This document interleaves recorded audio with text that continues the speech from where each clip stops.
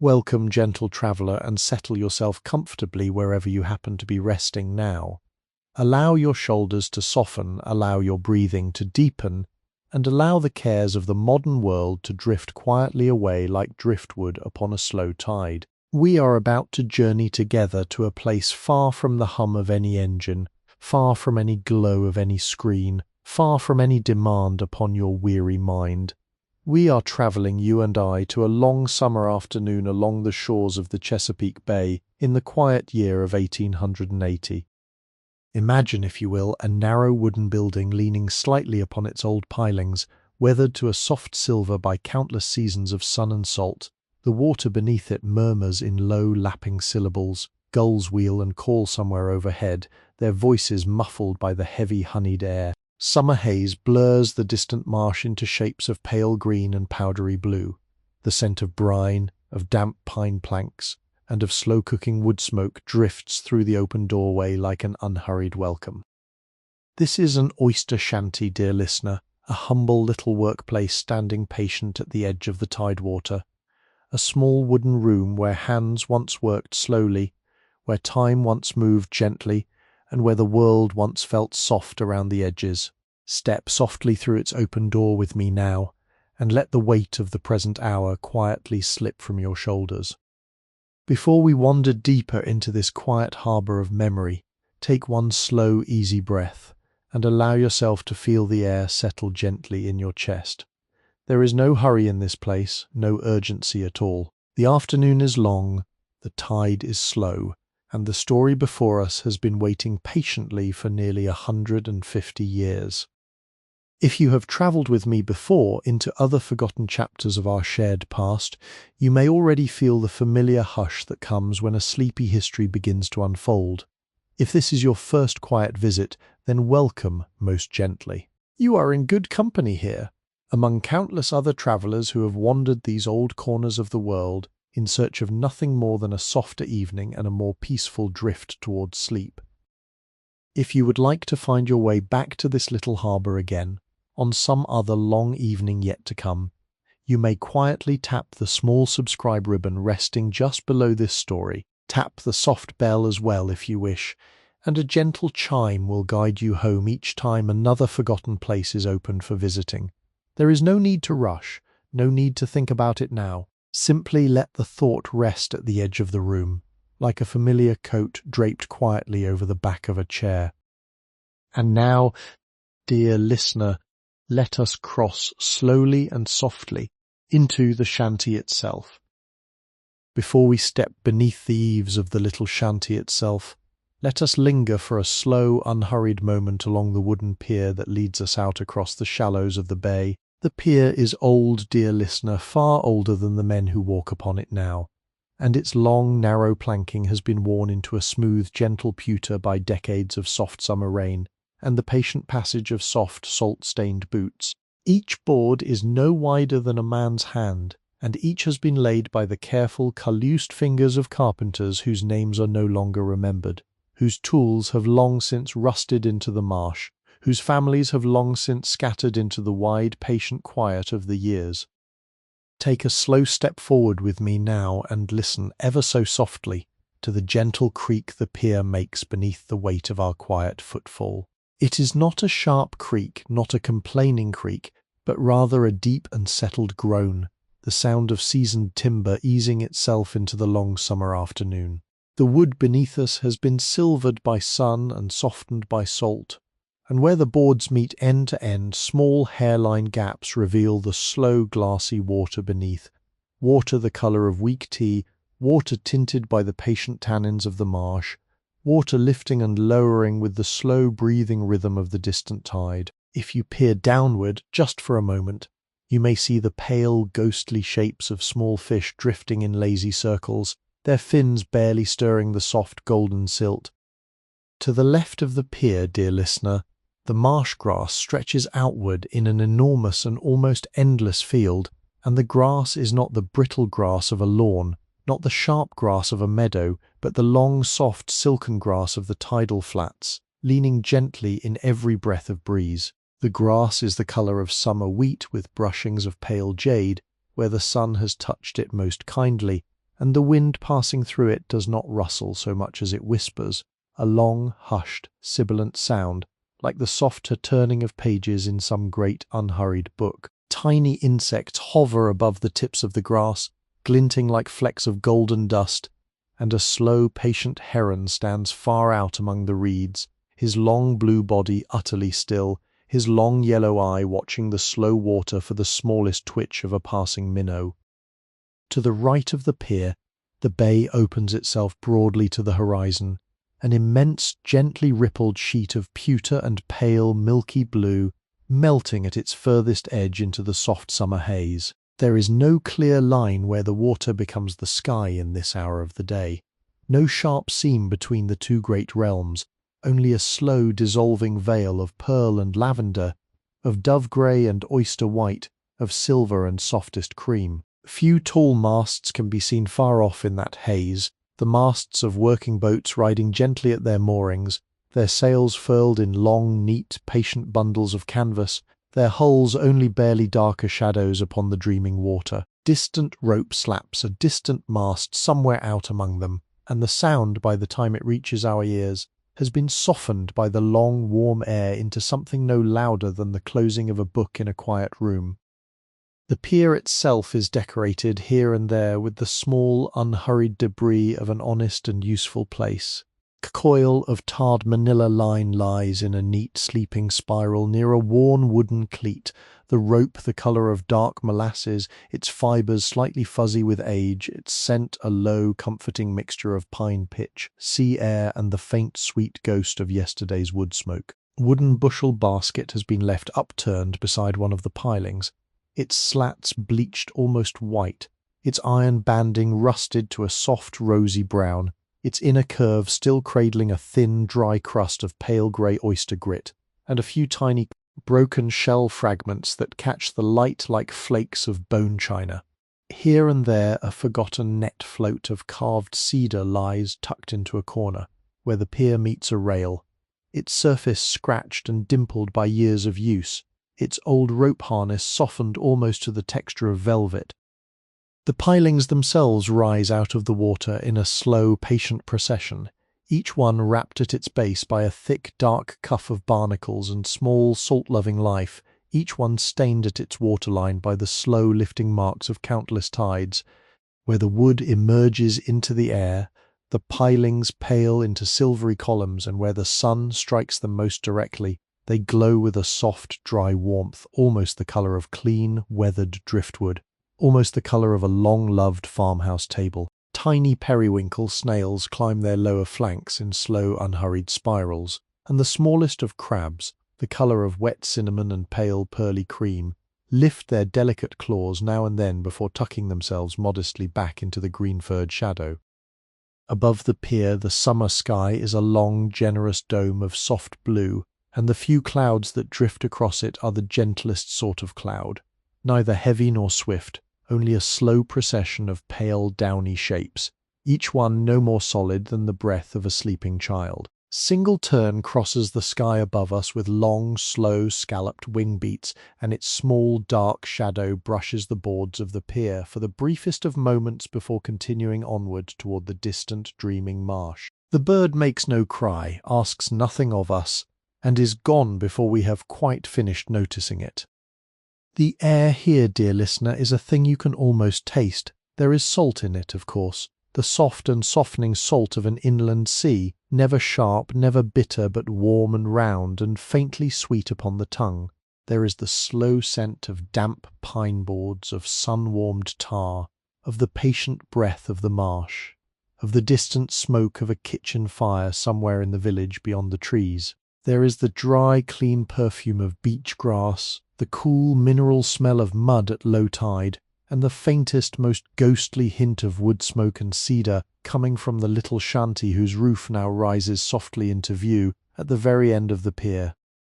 Take one more slow step forward with me, dear listener, and feel the boards settle gently beneath your weight, and feel the warm wind ease itself softly through the loose strands of your hair. The shanty is just before us now, a small, low wooden building leaning patiently into the afternoon, its silvery walls lit honeygold by the slow westward drift of the summer sun. its open doorway dark and cool and quietly inviting. We are not yet inside, dear listener. There is no rush. The afternoon is long and the tide is slow, and we have all the time in the world to arrive. We come at last, dear listener, to the very threshold of the little shanty, and here, just before we cross it, let us pause for one more slow and gentle breath. The doorway stands open, as nearly all such doorways stand open in the long summer months, propped wide by a smooth, sea-tumbled stone that has rested in this same patient spot for so many years that it has become a part of the building itself, its grey surface dimpled with tiny, weathered hollows, underside cool and slightly damp, where the planks have shaded it from the slow westward sun. The door itself, dear listener, is not the grand sort of door one finds in fine houses, not the heavy panelled door of merchants and bankers and the parlours of well-set families. This door is a humbler creature, made of 4 wide vertical pine boards joined behind by 2 simple cross-battens, the whole thing softened by years of salt and rain into a colour somewhere between driftwood grey and the palest mossy green. Where its lower edge has scraped against the threshold for years uncounted, a small smooth crescent has been worn into the wood, a gentle hollow that catches the afternoon light and holds it like a tiny golden pool. The iron strap hinges that hold the door to its jamb have rusted to a slow, peaceful brown, the sort of brown one finds in old garden tools and well-loved kettles, and a delicate fringe of silver cobweb stretches between the upper hinge and the lintel above, Protestant its fine threads trembling almost imperceptibly in the warm summer air. The threshold itself is a single broad timber, a beam of white oak that was hewn from some great tree, long since vanished from the surrounding woods. The grain of that beam runs in long, slow, swirling lines, and where countless boots have crossed it day after day, year after year, the surface has been worn into a polished, glassy smoothness, almost like the surface of a river stone. If you let your gaze rest upon it for a moment, you may see the faint, soft footprints of long-forgotten men, the faint shadow patterns where one foot stepped and another, each pressing the wood a fraction of an inch deeper into the slow geometry of use. There is something deeply soothing in such a thing, dear listener, in the visible record of patient work, in the gentle proof that small, repeated motions, given time, can shape even the hardest of woods into a form softer than memory itself. Above the doorway, dear listener, hangs a small wooden sign, no larger than a kitchen cutting board, suspended on 2 short lengths of weathered cord. The painted letters upon it have faded into a kindly sun-drowsed blur, the white paint chalking softly where the sea air has gnawed at it across the seasons.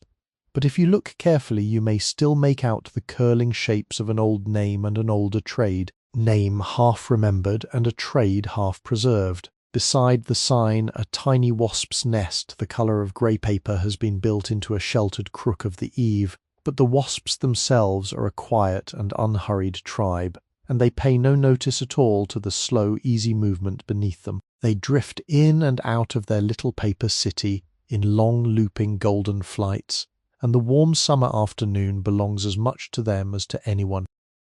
To either side of the door, the silvered planking of the shanty's outer wall is dressed, here and there, with the small, quiet evidence of working days. Worn pair of oilskin overalls hangs upon a wooden peg, their shoulders stiff with old salt, their knees darkened by the patient memory of damp wooden decks. Beside them, a deep wicker basket leans against the wall, its woven willow bleached almost the colour of bone, its handles polished smooth by the soft, slow grip of countless hands. A short broom of bound straw rests in the corner, its bristles splayed and softened by long use, and in another corner a small tin lantern with a soot-blackened glass chimney hangs from a bent iron hook, ready for those evening hours when the work runs long after the sun has slipped beneath the marsh. Now, dear listener, lean a little forward with me and peer slowly into the shadowed coolness within. The contrast between the bright, summer-flooded pier and the soft dimness of the interior is gentle but striking, and your eyes will need a slow moment to adjust, to learn the lower light, to find the shapes of things resting within. Do not hurry that moment. Let the light find you in its own quiet way. Let the cool, salt-tinted breath of the shanty drift outward across the threshold and brush gently against your face. There is the smell of damp pine, of mineral brine, of slow-burning wood smoke from a small black stove somewhere within. There is the smell of fresh oyster liquor, faintly sweet and faintly metallic, like the scent of rain falling on a cool stone. There is the soft, dry perfume of jute sacking, and beneath it all, almost too quiet to name, the comforting smell of warm wood that has stood a long time in the sun. A slow ribbon of dust moves through the air just inside the doorway, illuminated by the long golden bar of light spilling in over the threshold. The motes turn and drift and turn in slow, lazy spirals, never falling, never rising, only suspended in the soft, honeyed air like the smallest of stars adrift in the smallest of skies. If you look closely, dear listener, you may see one mote settle gently upon the back of an old wooden chair just within the door, then lift again on the breath of some unseen current, then settle once more upon the rim of an upturned bucket, then lift and turn and lift again. There is no hurry in the dust. There never has been, and there never will be. The boards of the shanty's floor just inside the door have been worn into a dark, ruddy honey colour by the long passage of working boots. Old grains of grey shell grit lie pressed into the wider cracks between the planks, and a single small dark sea bean rests forgotten in one corner, its smooth surface gleaming softly like a tiny polished stone. The interior smells faintly of wood smoke and of clean rope, and somewhere within, perhaps from a back room or a pantry corner, comes the slow, low, patient ticking of a small mantel clock, each tick falling like a soft wooden raindrop upon the warm summer hush. Step softly across the threshold with me now, dear listener. Let the cool shadow of the inner room settle gently around your shoulders. We are inside, at last, the little shanty by the bay. Now that we have crossed slowly through the threshold, dear listener, let us take a long, gentle moment to allow our eyes to adjust to the softer light within, and to permit the inner shape of the shanty to reveal itself in its own slow, unhurried way. The room before us is not large, not by the measure of any grand building of the age, but it is wider than it first appears, and the way the long horizontal planks of its walls run away into the cool dimness gives it a feeling of patient depth. If the small wooden room were holding a quiet hush larger than its own modest dimensions. Above us, dear listener, the ceiling is no ceiling at all in the proper sense,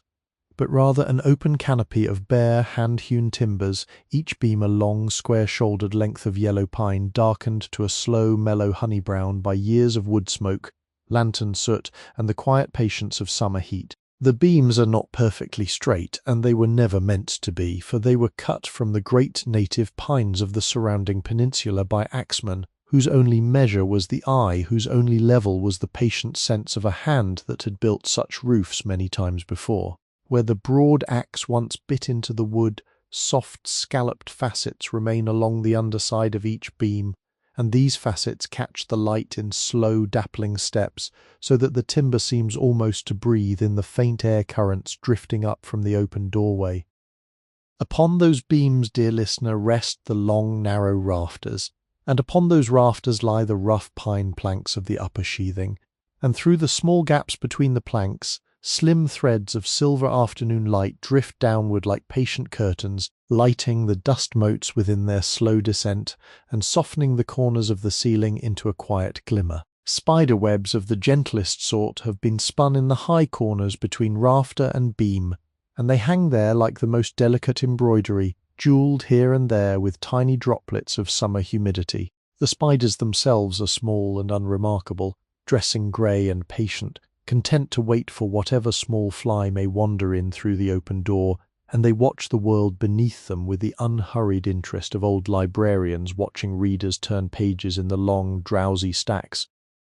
The walls of the inner room, dear listener, are made of long, horizontal planks of pine, fitted close but not perfectly close, and the small hairline gaps between them allow the slowest of breezes to drift through, carrying with them the cool breath of the bay and the soft murmur of distant water. Where the planks have aged longest, The wood has developed a soft, fine pattern of darker grain lines, almost like the streaming of slow water, and where the salt air has touched the wood most patiently, a delicate frosting of pale mineral bloom has crept along the lower portions, thicker than the dust upon a moth's wing, but giving the lower walls a soft, pearly haze that seems to drink the light rather than reflect it. Old iron nails punctuate the planks at long intervals, their square heads rusted to a deep, peaceful umber, and around each nail head the pine has been stained in slow rosettes of darker tone like little patient suns set into the grain. Here and there, dear listener, the walls bear the small markings of a working life. Simple chalk tally has been kept upon one plank near the doorway, recording the bushels of oysters brought in across the past several days, each chalk mark soft and slightly smudged where a passing shoulder has brushed it. The numbers are small, and the writing is unhurried, the hand of someone who has counted such things many times with no particular need for haste. Few inches above the tally, a curling fragment of yellowed newspaper has been tacked to the wall by a single bent nail, its print so soft and so faded that the words have gone almost back into the paper itself, leaving only a ghostly impression of a market notice from a long past Wednesday. Along one wall, dear listener, runs a long, low wooden bench, and along the other wall runs another, mirror to the first, and these are the shucking benches where, when the day's work is in full swing, the men and women of the Shanty bend over the cool, grey heaps of fresh-pulled oysters and open them with the patient rhythm of long practice. But for the moment the benches are quiet, holding only the soft afternoon light, holding only the slow ticking of the small mantel clock, holding only the long, low patience of work that knows it will return again tomorrow. Their tops have been worn into a slow, smooth glossiness by years of leaning elbows and the soft, repeated press of palms, and small, dark stains darken their corners where countless oyster liquors have soaked year after year into the welcoming grain. Upon each bench rests the patient evidence of the trade, a short, stubby shucking knife in a leather sheath, a small, square wooden mallet whose head has been smoothed into roundness by long use, a folded square of canvas apron, a tin cup with a chipped enamel rim, and a small, dark glass bottle of mustard-coloured oil for the leather of the sheath. Each tool has been laid down with the calm deliberation of someone who knows exactly where it will be needed when the work resumes, and there is something deeply soothing about that quiet order, dear listener, that gentle promise that work need not be hurried, that even the smallest tools have their own patient places upon the long benches of the world. Between the two benches, in the very middle of the room, stands a small black iron stove no larger than a country milk can, its little chimney rising up through a tin collar in the ceiling, its squat body cool now in the warmth of summer, but its companionable shape promising warmth in the colder months when the wind comes off the bay with the long, sharp breath of November. Around the base of the stove, a low circle of grey ashes has settled into the floorboards, and a small iron kettle rests upon the stove-top, half full of water, its surface gathered with a thin film of dust that the next stir will easily settle. Above the stove hangs a single round mirror in a wooden frame no larger than a saucer, mottled at its edges with the slow, soft creep of age. The glass within is dim and silvery, and when the sunlight from the open door reaches it just so, the mirror returns the room to itself in a slow, quiet, dreamlike echo. Look at it carefully, dear listener, and the long shape of the shanty curves gently into its small surface, the beams becoming soft arches, the benches becoming long parallel ribbons of honey, the doorway becoming a tiny golden square of summer sky. The whole room held within a saucer's circle, the whole room held within a slow silver moment, the whole room held within the deep patient breath of a summer that has not yet remembered its evening. Let us drift now, dear listener, in our slow and unhurried way, toward the row of small windows that runs along the bayward side of the shanty, where the long, soft afternoon light comes spilling inward in pale golden ribbons, lighting the floor in patient stripes, lighting the dust in quiet drift, lighting the slow grain of the worn pine planking in long, lazy lines of summer warmth. There are 4 such windows in this wall, dear listener, set evenly along its length, and they are not the great glass windows of grand houses, not the leaded windows of churches, not the wide modern panes of newer buildings, but small square windows of 9 little glass panes apiece, set in slender wooden frames softened by years of salt and rain.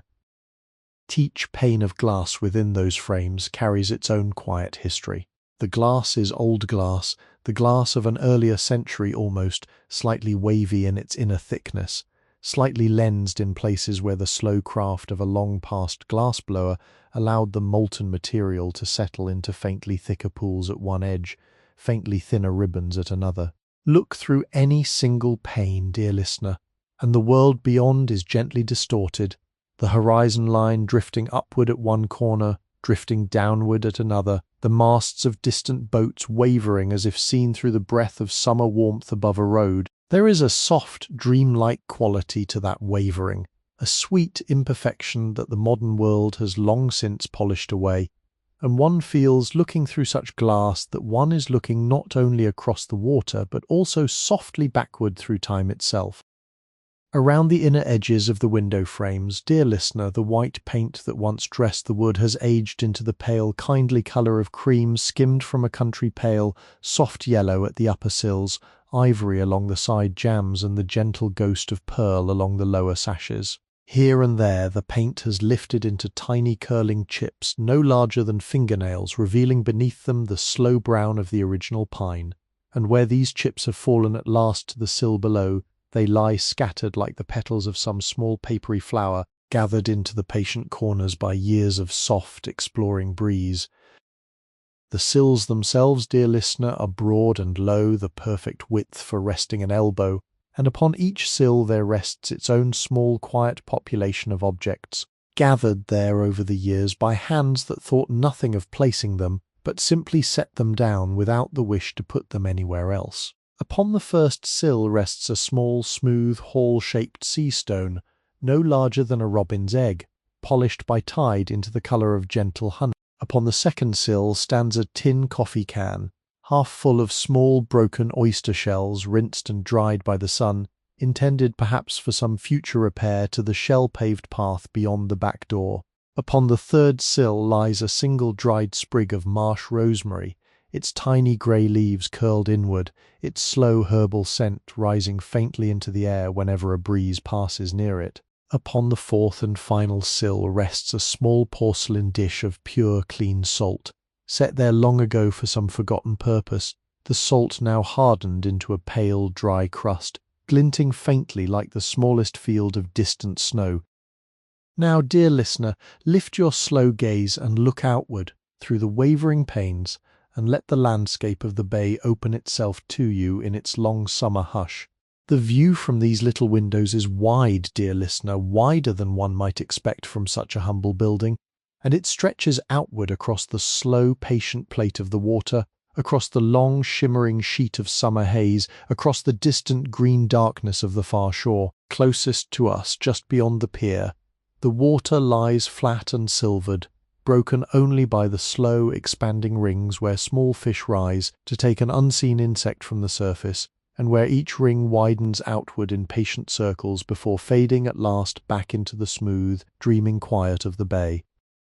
Little farther out, dear listener, ride the moored boats of the village fleet, each one held gently to its mooring buoy by a long slack line that lifts and falls with the slow breath of the tide. There is a working skipjack among them, her low, dark hull stained with the long memory of salt, her single great mast rising tall and bare against the pale summer sky, her boom resting at an angle within its crutch. There is a smaller bugey nearby, her 2 slender masts canted very slightly forward in the way of her kind, her white sails furled into long, neat sausages of canvas, her bowsprit reaching outward like the patient nose of a sleeping creature. There is a flat-bottomed pungy beyond her, broader and lower in the water, her open deck holding the patient dark shapes of empty oyster bushels.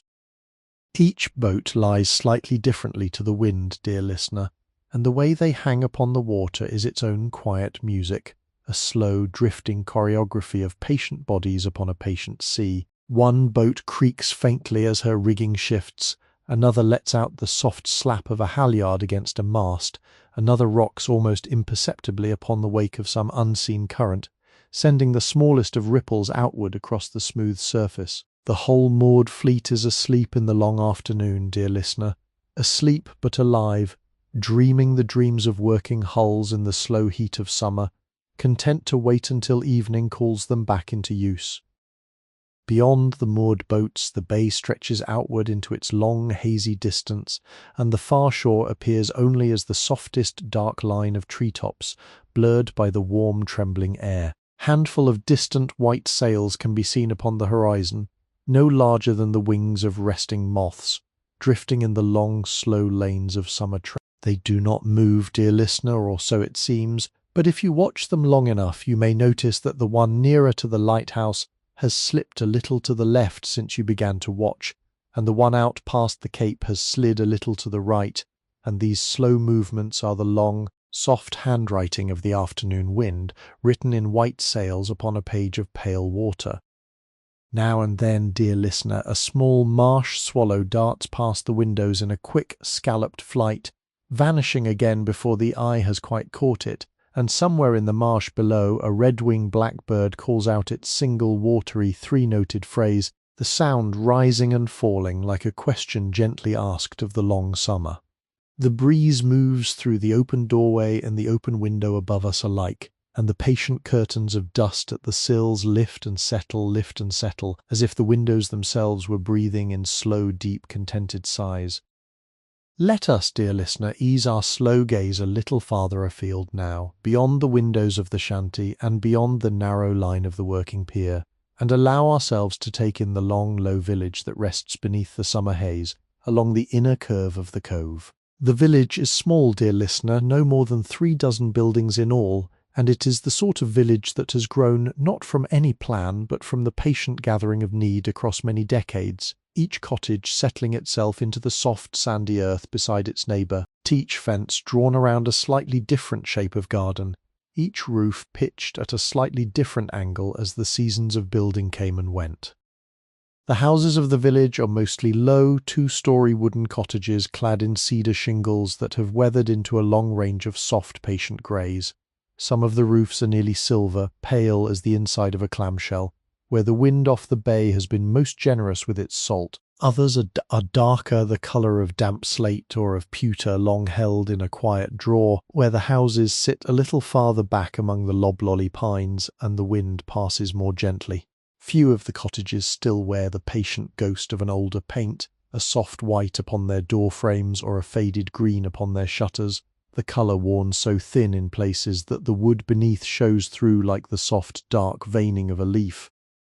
Along the front of nearly every cottage, dear listener, runs a small quiet porch, and upon nearly every porch rests a chair or two of unfussed cane and pine, set just so, where the afternoon shade can be enjoyed across the slow ebb of the day. Many of those chairs are empty in this hour, for the village is at its midday hush, and the men are out upon the water. The children are dozing in the long grass beneath the trees, and the women are inside in the cool kitchen shadows, pressing pale yellow butter into a stoneware crock or kneading dough in the slow, patient way of summer baking. But upon one porch far down the lane, an older man rocks gently in his cane chair, his face shaded by the wide, soft brim of a straw hat, his pipe drawing thin blue smoke into the heavy summer air, his old hands resting upon the wooden arms of his chair, as if they are content to do nothing more for the rest of the long afternoon.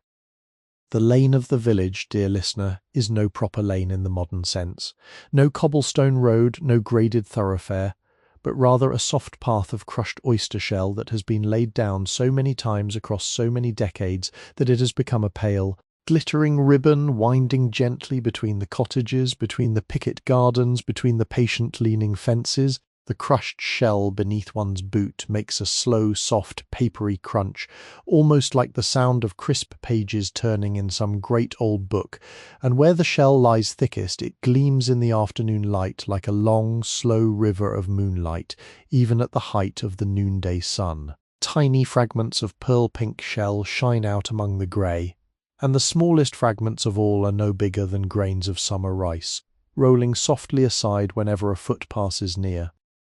To either side of the lane, the small dooryard gardens rise and fall in their patient profusion. Dear listener, never the manicured gardens of grand estates, never the formal flower beds of city parks, but the kindly mingled gardens of country people, where every plant has its own quiet usefulness alongside its quiet beauty. There are tall, soft drifts of dill and bronze fennel near the kitchen doors, their feathery fronds shivering in the slightest breeze.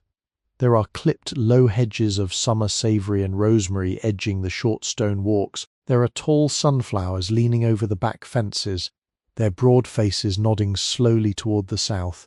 their thick green stalks coarse with the dry, sandy dust of the village. There are the white star-shaped blossoms of late strawberry plants along the lower beds, and beyond them the broad green leaves of the cucumbers, and beyond them the early green-shouldered tomatoes ripening upon their tilted wooden stakes.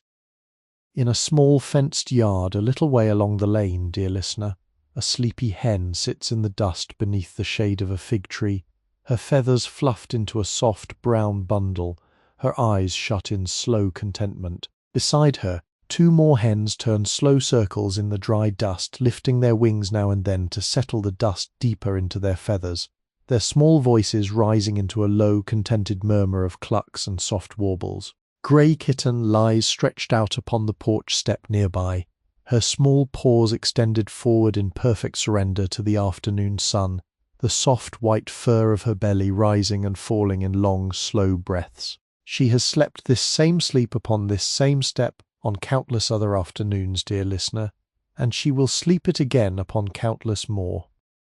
Down the lane, just past the small white-painted general store, stands the village blacksmith's shop, but the forge is cool today, dear listener, in this season of summer when the watermen are upon the water rather than at the smithy with their broken hooks and bent oarlocks. The doors of the smithy stand half open, and within one may glimpse the low, dark shape of the anvil, the iron face of which has been polished into a deep, mellow shine by 10,000 small blows of the hammer. Long wooden tool bench stands beyond the anvil, holding the patient row of tongs and pincers, each tool hung upon its own peg, each peg labelled in soft chalk by the smith's careful hand. The smith himself is napping somewhere within, dear listener, his straw hat tipped gently down across his eyes, his old leather apron folded across his knees. Beyond the smithy, the lane bends gently around an old white-painted oak, the trunk of which is so broad that 3 children of the village could just barely reach their hands around it together, and upon a low branch of that oak a long porch swing has been hung from 2 thick ropes, the swing seat polished to a soft, warm brown by years of slow, idle sitting. No one swings upon it now, dear listener, but the breeze moves through the rope just slightly, and the swing turns by the smallest of angles, drifting in its long, dreamy patience. Past the oak, the lane gives way at last to the slow, sandy track that runs out to the marsh. And beyond that track, the green expanse of the marsh stretches all the way back to the dark line of the cypress and the loblolly pine, and farther still to the distant thread of smoke rising from the small farms that lie at the edge of the working country. The whole village, dear listener, is held in this single slow exhalation of the summer afternoon, and we, you and I, may rest our gaze upon it for as long as we wish, before turning quietly back toward the patient little shanty and the work that waits within it.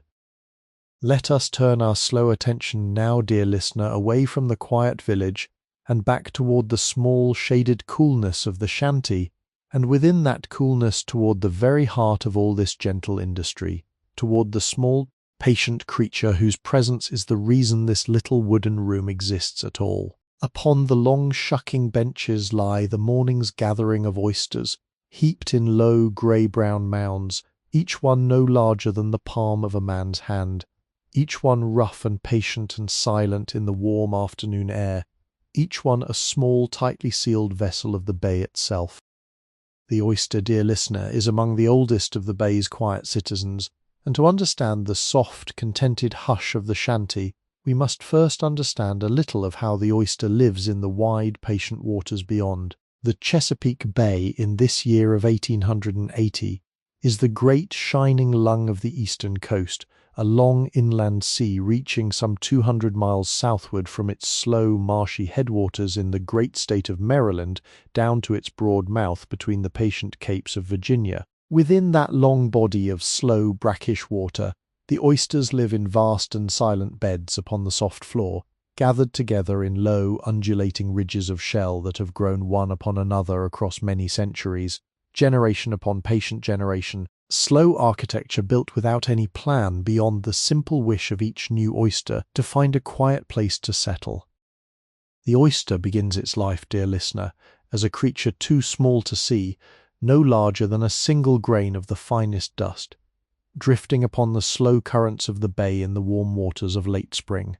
For several quiet weeks it drifts and feeds and grows, and at last, in the small, faithful way of its kind, it finds a single piece of old shell upon the floor of the bay, and to that small piece of shell it cements itself with patient devotion, fixing one curved valve of its tiny new body to the rough surface beneath. From that moment forward, dear listener, the oyster will never travel again. It will not wander, it will not journey, it will not leave the small hand-sized patch of bay floor to which it has bound itself. It will live there for years, perhaps for decades, pulling the slow tidewater through its softly fringed gills, drawing the smallest particles of warm summer plankton from the moving water, cleaning that water as it passes, polishing its silt of all but the finest grains. There is something deeply soothing in such a life, dear listener, something almost philosophical in the long patience of it. The oyster does not fret about the future. The oyster does not race toward distant horizons. The oyster does not strain against its own modest place in the order of the bay. It rests, and it breathes, and it filters, and it grows, and across the long, slow seasons its shell builds outward in soft scalloped layers, ring upon patient ring, like the slow rings of a tree, each ring marking the passage of another quiet year upon the floor of the great inland sea. The shell itself, dear listener, when one looks at it closely, is a small marvel of long, slow craftsmanship. Its outer surface is rough and grey-brown, scaled and ridged in the irregular pattern of the layers in which it has grown, often crusted with the patient settlements of small barnacles, with the tiny pink stars of encrusting sponge, with the slow, lacy, white traceries of marine worms that have made their own small homes upon the oyster's broader one. Sometimes a tiny mussel has anchored itself to one corner of the shell, its small dark body no larger than a pea, and sometimes a soft tea-coloured fragment of seaweed clings to another corner, drifting in the warm air now that the oyster has been brought up into the world above. But turn the shell slowly in the gentle light of the shanty, dear listener, and along its inner edge, where the upper and the lower valves come together, you may glimpse a gentle line of the most beautiful pearl grey, smooth as the inside of a fine spoon, almost luminous against the rough darkness of the outside. This is the inner lip of the oyster, where the soft living creature itself rests in its own slow body of cool brine, and when the shell is at last opened upon the bench, the inner surface of both valves will reveal itself in its full quiet splendour, a long smooth bowl of shimmering nacre, white at one end, pearl grey through its broader middle, deepening at the hinge into the gentle violet purple of an evening cloud. Beneath that smooth nacre, when one knows how to look for it, dear listener, lies the long, slow record of the creature's life. The very darkest patch of purple at the hinge marks the old beginning, the place where the small oyster first cemented itself to the bay floor on some long-vanished afternoon of a long-vanished spring. The slow growth rings spreading outward from that hinge mark the seasons that have passed since, and the careful eye of an old waterman can read those rings as easily as another man reads the rings of a felled tree, telling the years of plenty by their broader white bands, telling the cold, slow winters by the narrower grey ones. The oyster harvested for this little shanty, dear listener, is not a young oyster, not a small oyster, but a steady working oyster of perhaps 3 to 4 years of life, the size of 2 hens' eggs laid side by side, plump within its smooth, broad shell, full of the slow, sweet, mineral cleanness of the upper bay. There are oysters in the southern half of the Chesapeake that grow larger still, oysters of 5 and 6 years, broad as a man's open hand, but those are the deeper water oysters, the ones brought up by the long iron tongs of the watermen who work the deeper edges of the channels. The oysters in the heaped mounds upon our benches are the gentle, mid-sized oysters of the village's own beds, the ones that the small skipjacks and bugais have brought home from the inner shoals just an hour after dawn this morning. To the oyster, dear listener, this shaded little room is a strange, dry kind of country, and the small creatures within their shells have closed themselves tightly against this new dryness,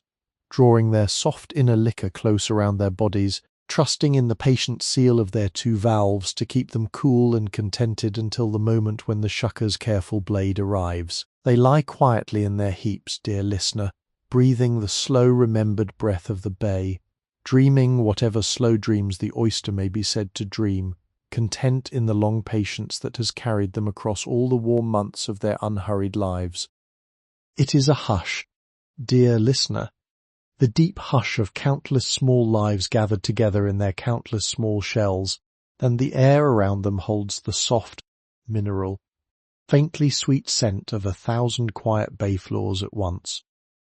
Let us draw closer now, dear listener, to one of the long shucking benches that rests against the cool bayside wall of the shanty, and let us spend a slow, contented quarter-hour in the simple, patient company of its surface,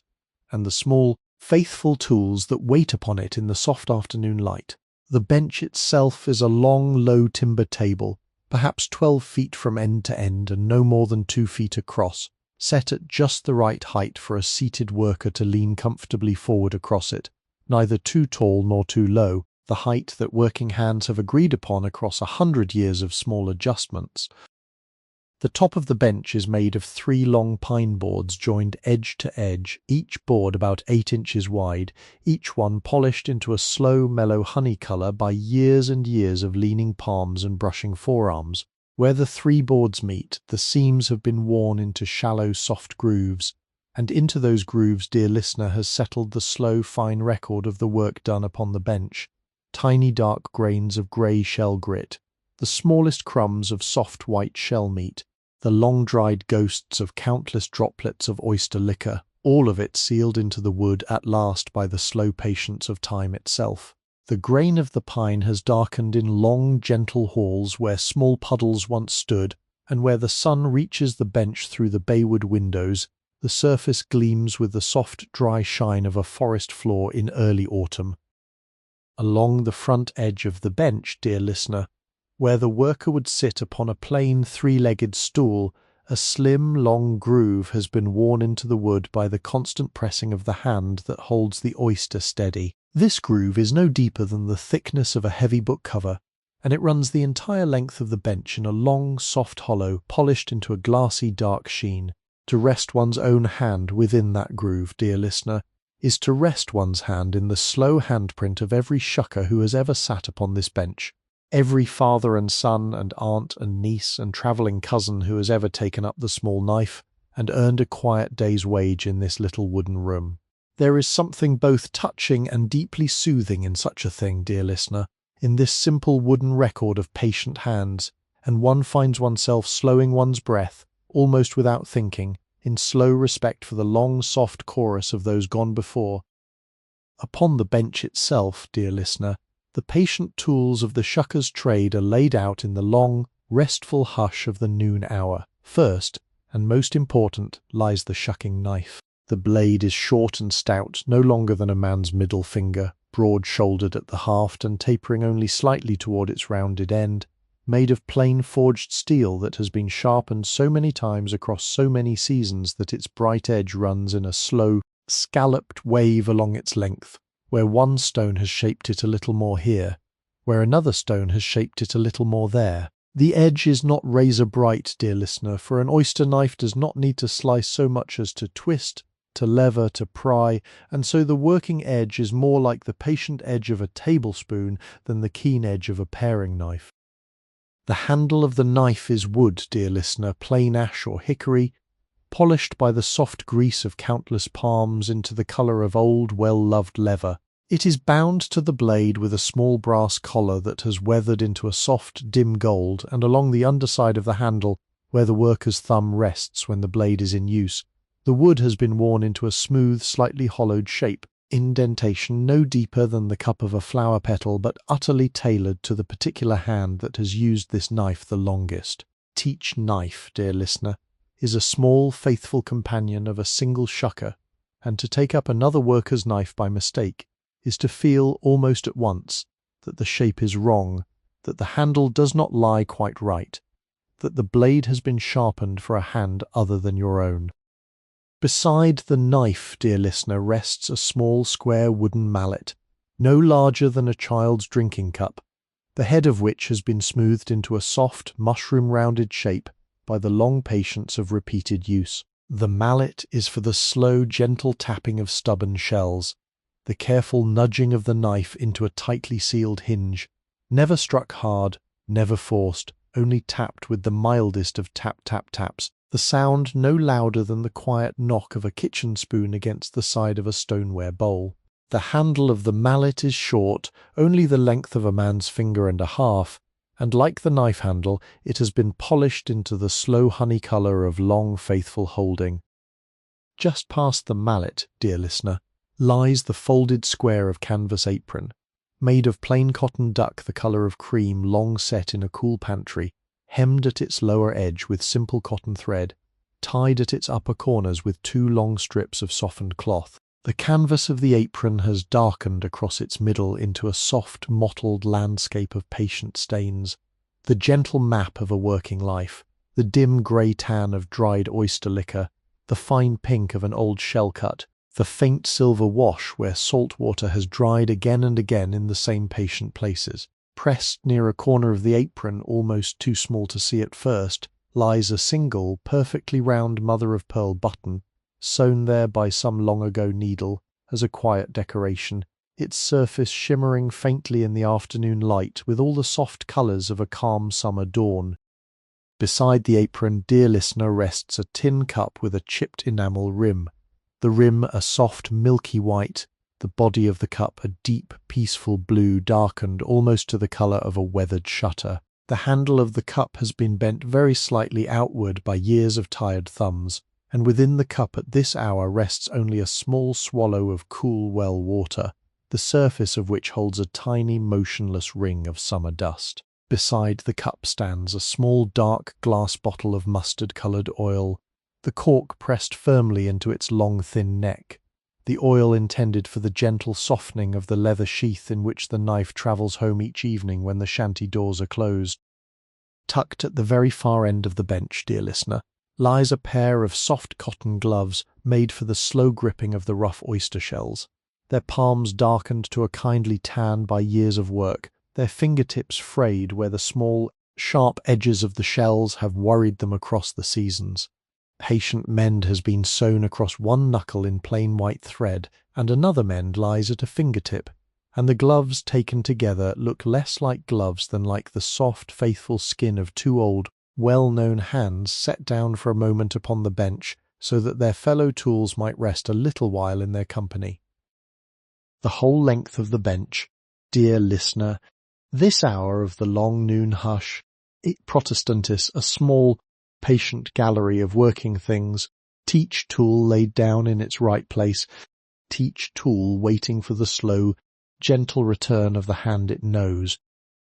Now, dear listener, let us picture for ourselves, in the soft, unhurried way of imagination, the hands that belong upon those benches in the busy hours of the working day, the hands that rise and fall in the slow, faithful rhythm of the shucker's craft, the hands that have made of this little wooden room a small, patient cathedral of useful work. The shucking hour is past for now, dear listener, and the room rests in its midday hush, but the soft impression of those hands lingers everywhere, in the polished groove of the bench, in the worn handle of the knife, in the soft tanware of the cotton gloves, and we may, in this gentle quiet, allow our slow inner eye to see them as they are when the work is in motion.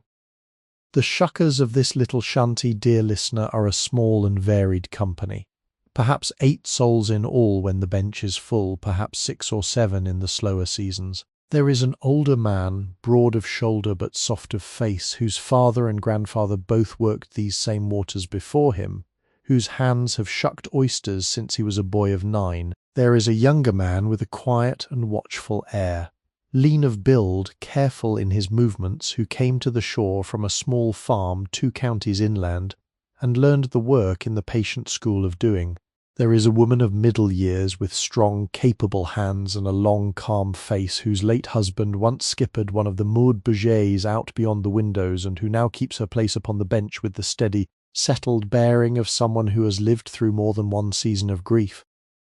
There is a young woman, the daughter of the village postmistress, who shucks during the summer months to set aside her own small wages for a future she has not yet quite decided. There is a thin, kind-eyed man from a free black family that has lived in the village since long before the war, whose grandfather was a freedman and whose own children attend the small clapboard school at the lane's far end. There is another young man recently arrived upon the long packet boats from the great city of Baltimore, learning the trade with the slow, careful eagerness of someone for whom every small wage is a step further from harder days. And there are, in the busiest weeks, 2 older boys of the village whose hands are still soft but whose attention is sharp, who sit at the very end of the bench in companionable apprenticeship.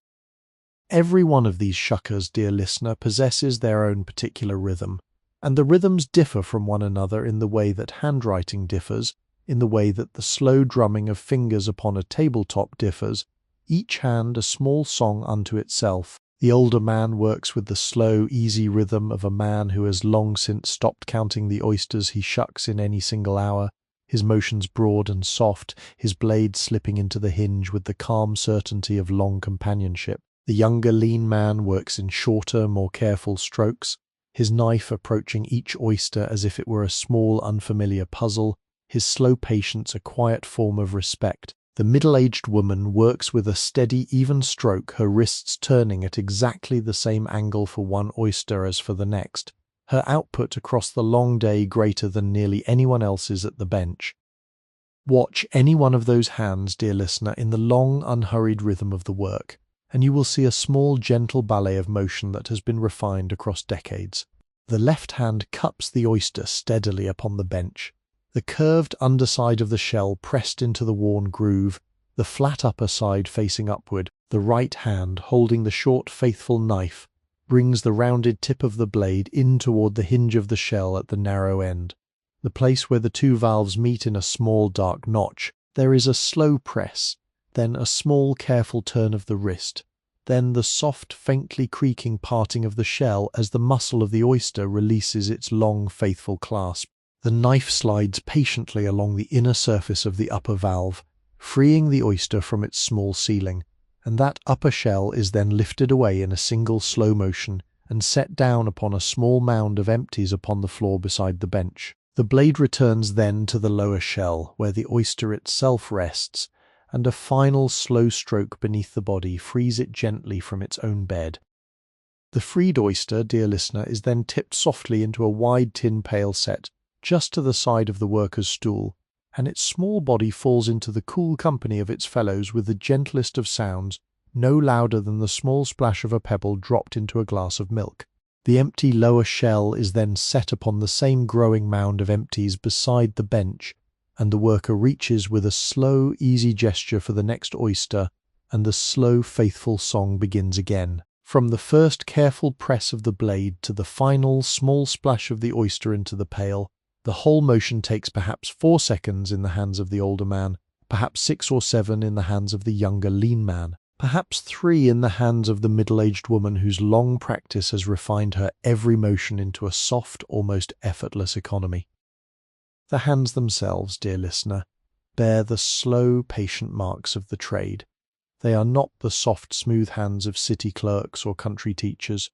but rather the strong, capable, kindly hands of people who have spent long hours within the cool company of cold shells. The fingertips are slightly broader, slightly more squared than fingertips that have not done such work, hardened by many small brushing passes against the rough surface of the shells. There is, upon the inner edge of every shucker's left thumb, a small, soft pad of darker, thicker skin where the oyster has been steadied across the years, a gentle leathered place that no glove ever quite covers. There are upon each hand a small atlas of tiny silvered scars where the shell has nicked the skin in years past, scars long since healed into thin pale lines no thicker than the threads of cobweb.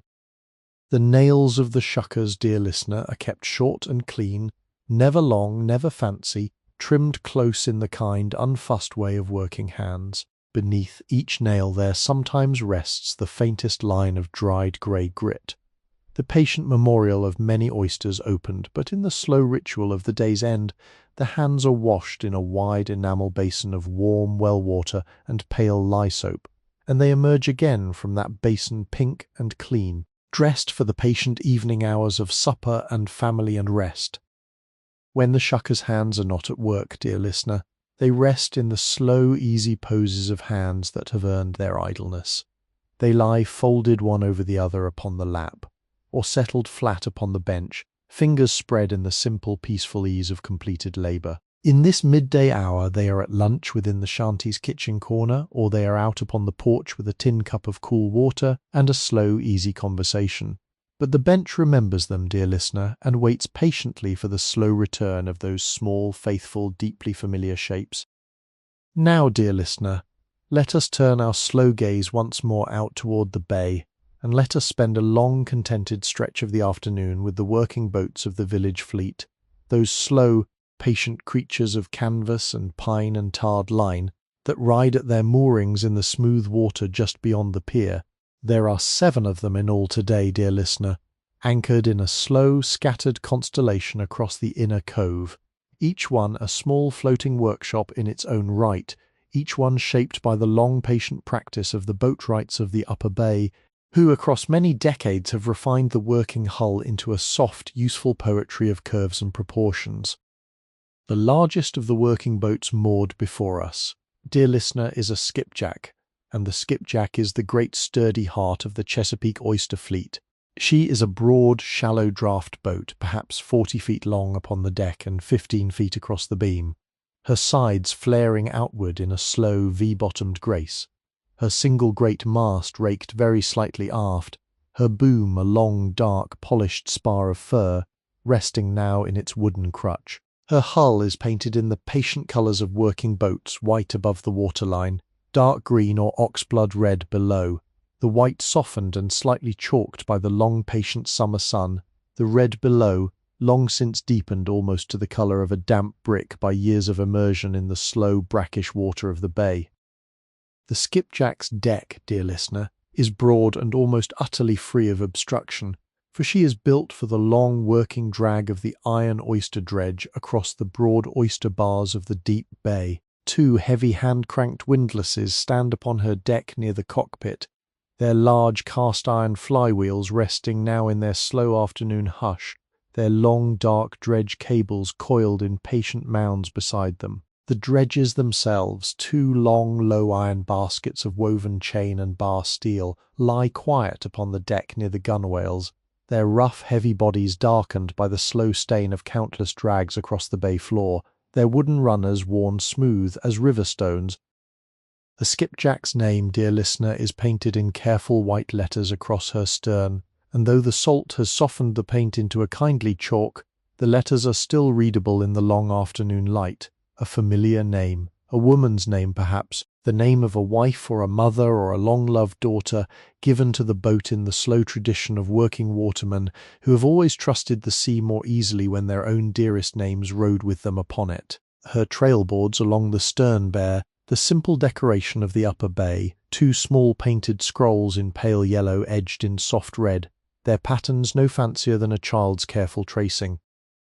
Beside the skipjack rides a smaller, older boat, dear listener, her shape very different, her 2 slender masts canted very slightly forward in the way that gives her name to the world. She is a bougay, and the bougay is the kindly older sister of the skipjack, an older design from the years before the great oyster boom, her hull narrower, her freeboard lower, her decks darker with age. The 2 thin masts rise from her deck in slow parallel lines, and her bowsprit reaches outward from her bow like a long polished finger, a slow tapering spar of pine that has been varnished and revarnished by every spring of her long working life. The bougay's hull, dear listener, is built of heavy pine planking laid in the soft, pleasing carvel fashion, each plank fitted close and smooth to the next. the seams between the planks paid with dark tarred caulking that has weathered into the deep, peaceful colour of old chocolate. Her cabin top, just forward of the cockpit, is small and modest, painted a soft cream colour now mellowed almost to the colour of old vellum, and her small wooden hatch lies open in the warm afternoon air, allowing the patient breeze to drift through the dark contented dimness of her below decks. Beyond the bouquet, dear listener, ride the smaller working boats of the cove, the patient cousins of the larger fleet. There is a flat-bottomed pungy, broad and low and homely, her open deck holding a stack of empty oyster bushels in tidy patient rows. There is a short, snub-nosed log canoe, her hull carved from the trunks of 3 great cypresses fitted edge to edge in the old colonial fashion, her shape simple and sturdy, her single small mast unstepped and laid carefully along her deck for the summer hush. There are 2 slim wooden tonging skiffs nearer the shore, each barely larger than a kitchen table, each holding a long pair of wooden tonging poles laid carefully along the gunwales. The tonging baskets at their lower ends like small wooden mouths waiting for the next dawn's work.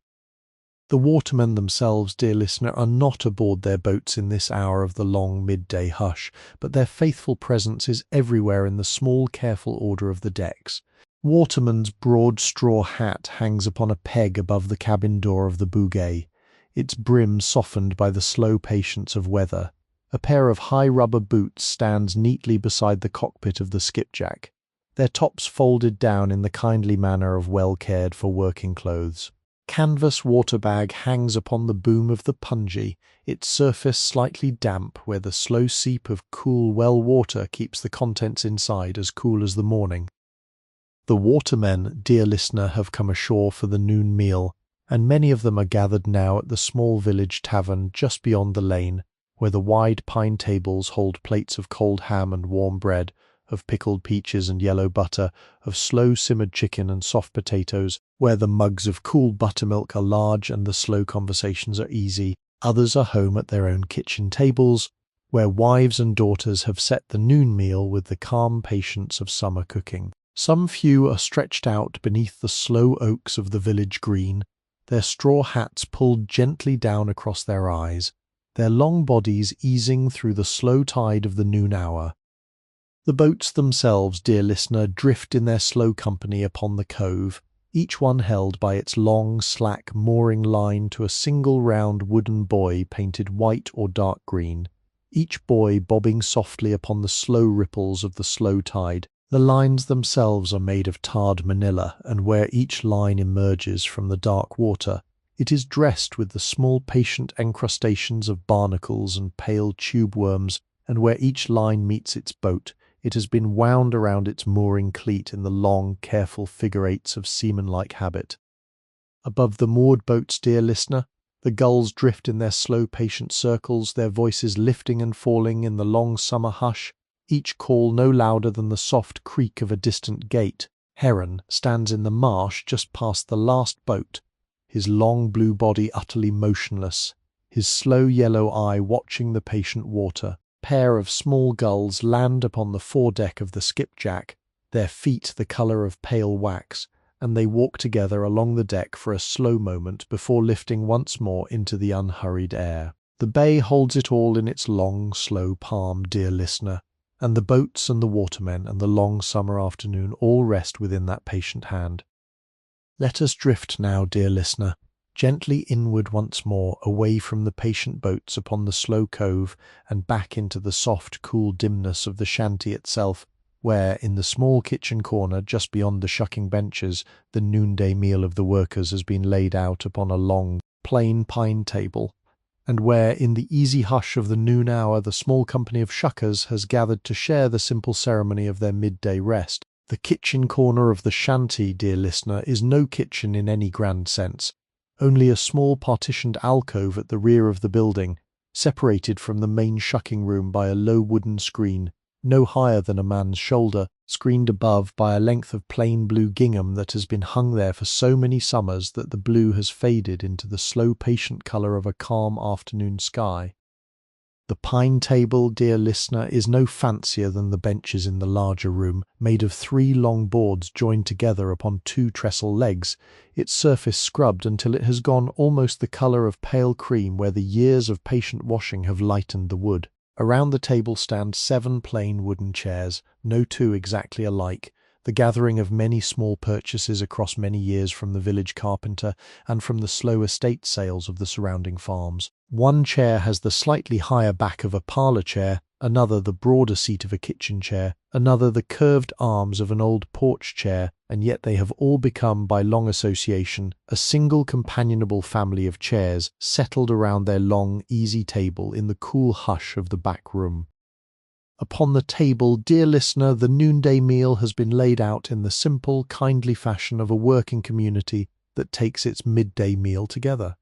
There is a long pewter platter at the centre of the table, holding slices of cold smoked ham, the meat the soft pink of a peach blossom inside its slow rim of golden fat. Beside the platter stands a tall stoneware jug of cool buttermilk, its earthen sides beaded with the slow droplets of a humid summer day, the jug's wooden stopper resting beside it in the company of a long-handled pewter dipper. There is a wide round loaf of brown bread upon a wooden board, the loaf's top dusted lightly with flour and crackled into the soft crust pattern of a long, slow oven bake, the inside of the bread warm and dense and faintly sweet with molasses. Baked at sunrise in the kitchen of one of the nearby cottages and sent down to the shanty in a folded square of clean white cloth.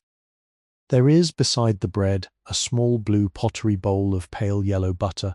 the butter so soft in the warm summer air that it gleams like a small smooth pond,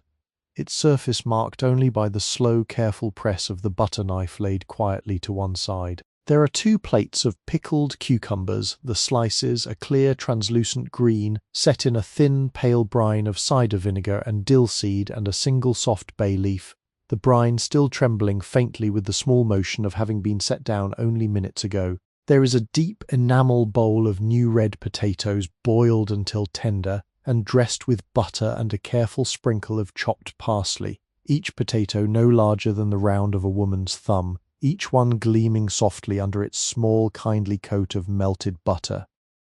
There is also, dear listener, a small platter of the morning's own catch, set out as a particular treat of the noon hour, handful of fresh oysters opened only a quarter hour before from the heap on the bench, has been arranged upon a bed of crushed ice that one of the boys carried up from the small ice house beside the smithy. The oysters rest upon the bed of ice like a small constellation of pearl-grey moons, each one cradled in the lower half of its own opened shell, each one shimmering softly in its own thimbleful of clean salt liquor. Beside the platter sits a small pewter pepper pot, a smaller pewter salt cellar, and a tiny glass dish holding a careful pyramid of grated horseradish, pale and sharp and faintly green at its edges. Around the table, dear listener, the small company of shuckers has gathered into the easy postures of their noonday rest. The older man has settled into his usual chair near the kitchen window, his straw hat hung upon the back of the chair, his white hair smoothed back from his sun-darkened forehead, his hands folded comfortably upon the table before him. The younger lean man sits at his right hand, his shirt sleeves rolled up to the elbows, his quiet eyes fixed thoughtfully upon the platter of oysters. The middle-aged woman has taken her place across from the older man, her hair pinned neatly back, her work apron set aside upon a peg near the screen. The young woman sits beside her, her own apron also at rest, her smile soft and easy in the kindly company of her older friend.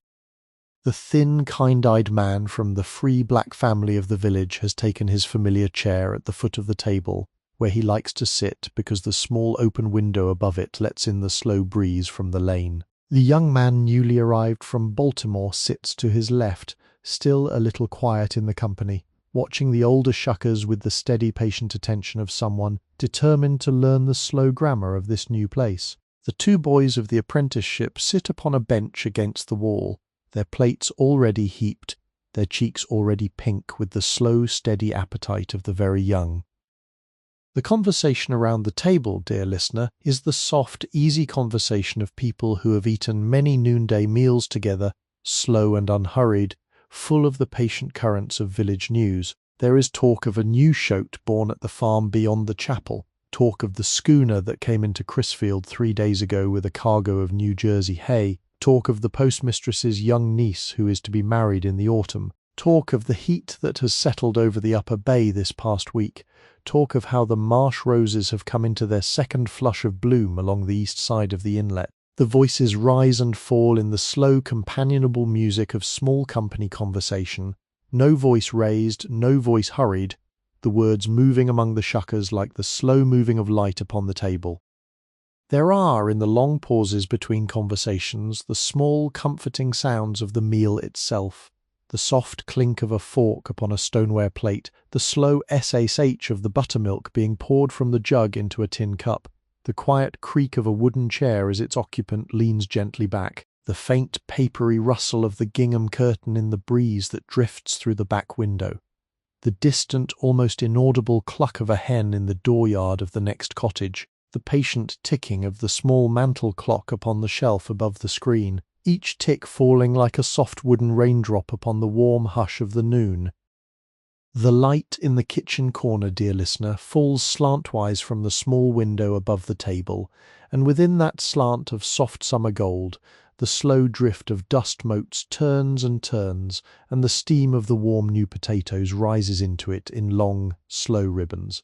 Then the surface of the cool buttermilk in the cups gleams like the inner pearl of an oyster shell, and the whole small noonday meal seems held within a single, slow, quiet breath of the long afternoon. The shuckers eat without haste, dear listener, and the tide outside lifts and lowers without haste, and the gulls call without haste, and the world in this small wooden room has slowed itself down to a pace at which everything may be tasted and noticed and quietly cherished. Let us draw aside the soft gingham curtain of the kitchen corner, dear listener, and step gently back through the main room of the shanty and out into the small dooryard behind the building, where in the long, warm hush of the noon hour, the wider quiet life of the village families gathers in its slow, patient ways. For a working shanty such as this, dear listener, is never the work only of those who sit upon the long benches with the small knife in hand. It is the work also of mothers and wives and grandmothers, of aunts and elder sisters, of younger sisters and small brothers, of the great soft net of family life that holds every working trade upon its quiet shoulders. Tanned, every small detail of the shanty's day owes a slow, gentle debt to the unseen hands and the patient hours of the women and children of the village. The dooryard behind the shanty, dear listener, is a small fenced patch of soft earth, perhaps 30 feet by 20, given mostly to the slow practical needs of the work. Along one side stands the long, low rinse trough, made of 2 halves of a hollowed cedar log set end to end and resting upon 4 short stone piers, the trough, perhaps 8 feet long and a foot deep, full of cool well water that has been pumped fresh from the village pump that morning. Beside the trough rest 2 large wooden tubs of the same cedar, used for the slow rinsing of the freshly shucked meats before they are packed into the tin cans, and within those tubs the water moves only by the smallest quiet ripples whenever a leaf or a passing breeze brushes its surface. Beside the rinse trough, dear listener, stands a long, low wooden table where, in the busiest hours of the late afternoon, the careful work of measuring and packing is done. The table is laid with a clean square of white linen, and upon that linen rest the small tools of the packer's craft, long-handled tin scoops, small brass scales with their delicate balance pans, neat stacks of round tin cans waiting for their cargoes of pearl-grey meats, low wooden box of the soft crushed ice that keeps the meats cool through their slow journey to the railhead at the market town. A coil of soft cotton string rests at one corner of the table, ready for the tying of the small paper labels. Around this patient stage of the work, dear listener, gather the women of the trade in their soft, slow presence. The middle-aged shucker, whom we have already met within the shanty, is here as well, of course, and during the busy parts of the day she moves easily between the bench inside and the packing table outside, the rhythm of her labour shifting from one to the other with the unhurried ease of long practice. Beside her works her sister, A soft-faced woman of slightly older years whose own hands are best suited to the careful packing rather than to the shucking. Her movements among the tin cans and the small brass scales the slow, careful gestures of a long-trained hand. There is also, dear listener, the postmistress's young niece, a girl perhaps just 18, lately arrived in the village to help her aunt during the summer mail rush, who has taken a small additional position here at the shanty for the working afternoons. Her hands are still soft and pale, but they learn quickly, and in the long afternoons of August she has become already a small, reliable part of the rhythm. She wears a simple gingham dress of pale rose pink, the colour faded into the kindly tone of a warm summer dawn, with a clean white apron over its front and a small straw bonnet hanging from its ribbon at her back. Her hair is the colour of sun-pale wheat, gathered into a simple braid that falls down her back, and her smile, when it comes slowly and without hurry, the smile of a girl who is finding her own quiet pleasure in the slow company of her elders. There is, beyond these two, dear listener, the slow, steady presence of an older grandmother who lives in the cottage just beyond the shanty's back fence, and who, although she no longer works the bench or the packing table, comes down each afternoon at this hour to sit upon the wooden bench beneath the back window with her knitting in her lap. Her hair is the colour of clean cotton, gathered into a simple knot at the nape of her neck, and her glasses are small, round, oval lenses set in slim brass frames that catch the sun in tiny gold sparks whenever she lifts her head. She has been a fixture of the village shanties for 50-odd years, dear listener, and her grandfather himself helped to build the very pier upon which we walked, and her quiet bench under the back window is the kind of place where the slow, practical wisdom of generations has been passed along in the soft, easy way of conversations that happen between knitting needles and the sound of distant gulls. The children of the village, dear listener, are in the dooryard as well. In this hush hour of the slow noon, there are 3 small girls, perhaps 7, 9, and 11 years of age, who are the daughters and nieces of various of the shuckers, gathered together beneath the soft shade of a fig tree at the far corner of the yard, where they are playing the slow, careful game of dolls that summer afternoons have always invited. Their dolls are simple homemade dolls of cotton stuffed with rags, dressed in tiny scraps of gingham and calico saved from larger garments. Then the small wooden tea set spread between them upon a little square of clean white cloth has been the property of this very corner of this very dooryard for at least 3 generations.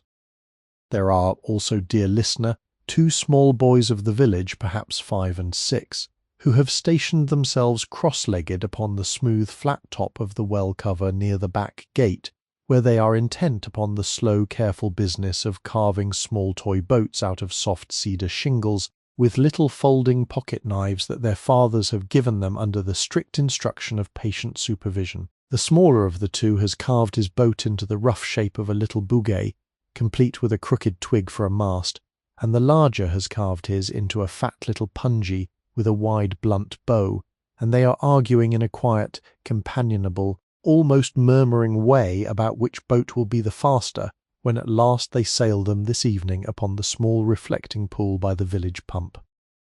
The grandmother upon her bench, dear listener, watches all of this in the slow, easy way of someone who has watched 50 summers of dooryard play, and her knitting needles move with the soft, faithful ticking of long practice, the soft tick-tick-tick of brass against brass, setting a small, unhurried metronome to the noon. Soft summer cat lies stretched out upon the cool stone before her feet, her fur the colour of warm dust, her belly rising and falling in the long, deep breath of midday sleep. Small green sprig of marsh rosemary has fallen from a passing apron and lies at the cat's elbow, its scent rising faintly into the warm air whenever a breeze passes over.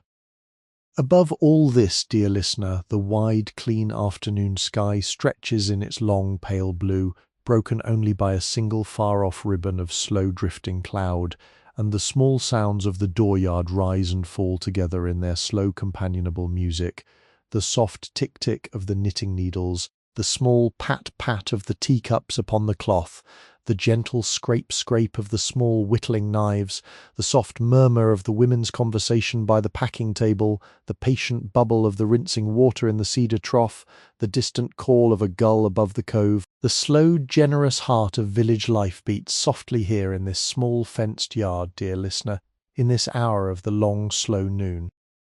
Let us turn now, dear listener, in the slow, easy way of our drifting attention, toward the patient music of the shanty, the soft songs and the slower conversations that drift through its rooms when the work is in motion, when the small knives rise and fall upon the long benches in their patient summertime rhythm, when the hands of the shuckers move in their unhurried unison, and the small quiet sounds of the trade rise into a kind of soft companionable melody. Although the room itself is at rest in this present hour of the noon, dear listener, the songs and the conversations of the working day have left their slow, gentle echoes in the very wood of the walls, and we may, in the easy hush of the afternoon, listen for them with the soft inner ear of imagination. The songs of the shanty, dear listener, are not the loud songs of the lumber camps far inland, not the sharp work shouts of the dockyards of the great cities, not the brassy melodies of the brass bands that play upon the village green of a summer Saturday. They are softer songs, slower songs, the songs that suit the patient rhythm of the small knife at the long bench. They rise from the workers themselves, sometimes from the older man who has the soft, true voice of a careful country tenor, sometimes from the middle-aged woman whose voice is low and sure and warm as a stone wall in the late afternoon, sometimes from the thin, kind-eyed man whose own family has carried the old songs of the eastern shore down through the long generations. There is the slow hymn, dear listener, that rises from the bench in the long afternoons when the air is particularly heavy and the work has settled into its deepest patient groove. It is no special hymn, only one of the old hymns that everyone in the village knows, the kind that have been sung at chapel and at supper and at funerals and at weddings and on the slow front porches of summer evenings for so many years that they belong to no single voice but to the long shared memory of the place itself. The melody is simple, dear listener, no more than 4 or 5 notes rising and falling in their patient cadence, and when one voice begins it, another voice slowly joins, and another, and the small song fills the room without ever rising above the soft sound of the small knives at the bench. There are also the long ballads of the bay itself, the slow narrative songs that the watermen have brought home from their working voyages and from their gatherings in the small taverns of the larger towns. There is the long ballad of the schooner Annie B, which was caught in the early ice of the Christmas of '79 and held fast for 3 weeks until the tide finally lifted her clear, and which is sung in the slow, easy minor mode that the bay's musicians have always favoured. There is the gentle ballad of the lighthouse keeper at Sharp's Island, whose patient daughter once climbed the long iron stairway of the tower in a great storm to keep the lamp burning when her father was struck low by a sudden fever. Ballad, sung in the slow major key with the kind of soft heroism that the upper bay holds dearer than any louder telling. There is, dear listener, a short song the children of the village like to sing as they pass the shanty on the lane, a small skipping song about the patient oysters in their grey beds, the slow tide that lifts and lowers, the gulls that drift like white handkerchiefs upon the wide blue. The melody is no more than 6 notes long, and the words are simple, and the small piping voices of the children drift in through the open windows on certain afternoons in the slow, easy way of children's voices the world over, settling onto the shucking benches like soft falling petals. When the songs are not in motion, dear listener, the shanty fills instead with the slow, patient currents of conversation, and the conversations of the shucking bench have their own small, unhurried music. They are not the conversations of strangers, but the conversations of people who have eaten countless noonday meals together, who have stood together at the burying ground in the long, sad mornings of village funerals, who have sat together in the small painted pews of the chapel on 100 Sunday mornings, who have welcomed one another's babies into the world and walked one another's older parents into the long quiet of the years. The conversations of such a company are softer than the conversations of strangers, dear listener, full of long, affectionate pauses, and the quiet shorthand of shared knowledge, full of references to people not present whose names are spoken with the slow, easy familiarity of long acquaintance. There is talk in such conversations of the small daily things, the talk of weather, slow and unhurried, with each person adding a single careful observation. The talk of the fishing fleet's catch the previous evening, with the older man recalling how the older fishermen used to find this same school of menhaden in this same place 40 years ago. The talk of the new infant born to a younger family 3 lanes over, with the middle-aged woman recounting the names of all the children of that family back through 3 generations. The talk of the new pump installed at the village green, with the thin, kind-eyed man recalling the old pump that stood there before and the older pump that stood there before that. There is also, dear listener, the slow, patient teaching that runs through the conversations of the bench, the easy passing of small knowledge from older hands to younger ones. The older man, while he works, may quietly turn to one of the apprentice boys and say, in his low, easy voice, that the soft scrape one feels when the knife enters the hinge is the patient signal of the upper muscle releasing, that one need not press hard to feel it, that the oyster will always tell its own story to the patient knife. The middle-aged woman, in her own quiet way, may show the postmistress's niece how to angle her wrist just slightly differently to spare the soft tendon at the base of her thumb across the long working hours, how to keep the elbow soft, how to let the shoulder do the work that the wrist would tire of. These small, careful kindnesses, dear listener, are the slow, patient marrow of the trade, passed along not in any school nor in any book, but in the soft, easy company of the bench itself, in the slow trust that has been built between hands. There is, dear listener, also the slow, patient laughter of the working room, never loud, never sharp, never the brittle laughter of crowds, but the soft, warm laughter of small companies who have learned over long acquaintance to find the gentle humour in the small turnings of the day. Particular oyster may be unusually difficult, and one of the shuckers may make a quiet quip about its stubbornness, and the small, low laughter that follows is the laughter of friends, the laughter that lifts the long working hours into something sweeter than mere labour, the laughter that has been the gift of working communities since the first long evenings of human history. There is beneath all of these voices, dear listener, the slow, patient sound of the work itself, the soft tick-tick of the knives meeting the shells, the soft splash-splash of the oysters falling into the pails, the soft cook-cook of the empty shells settling onto their growing piles upon the floor. And these small sounds rise into the slow, gentle music of the working room as faithfully as any chorus of voices, the small, unhurried metronome of the shanty's long, faithful afternoons. Let us now, dear listener, allow ourselves to drift a little inward, away from the careful particulars of the shanty and the village, and into the soft, slow country of reflection, where the long patience of this small wooden room may speak to us about the longer patience of time itself. There is something deeply contemplative about a place like this, dear listener, a place where the rhythms of work have not changed in any fundamental way for many generations, where each small motion of each small hand is a quiet repetition of motions made by other hands 100 years before, and will be made in some form by other hands 100 years after.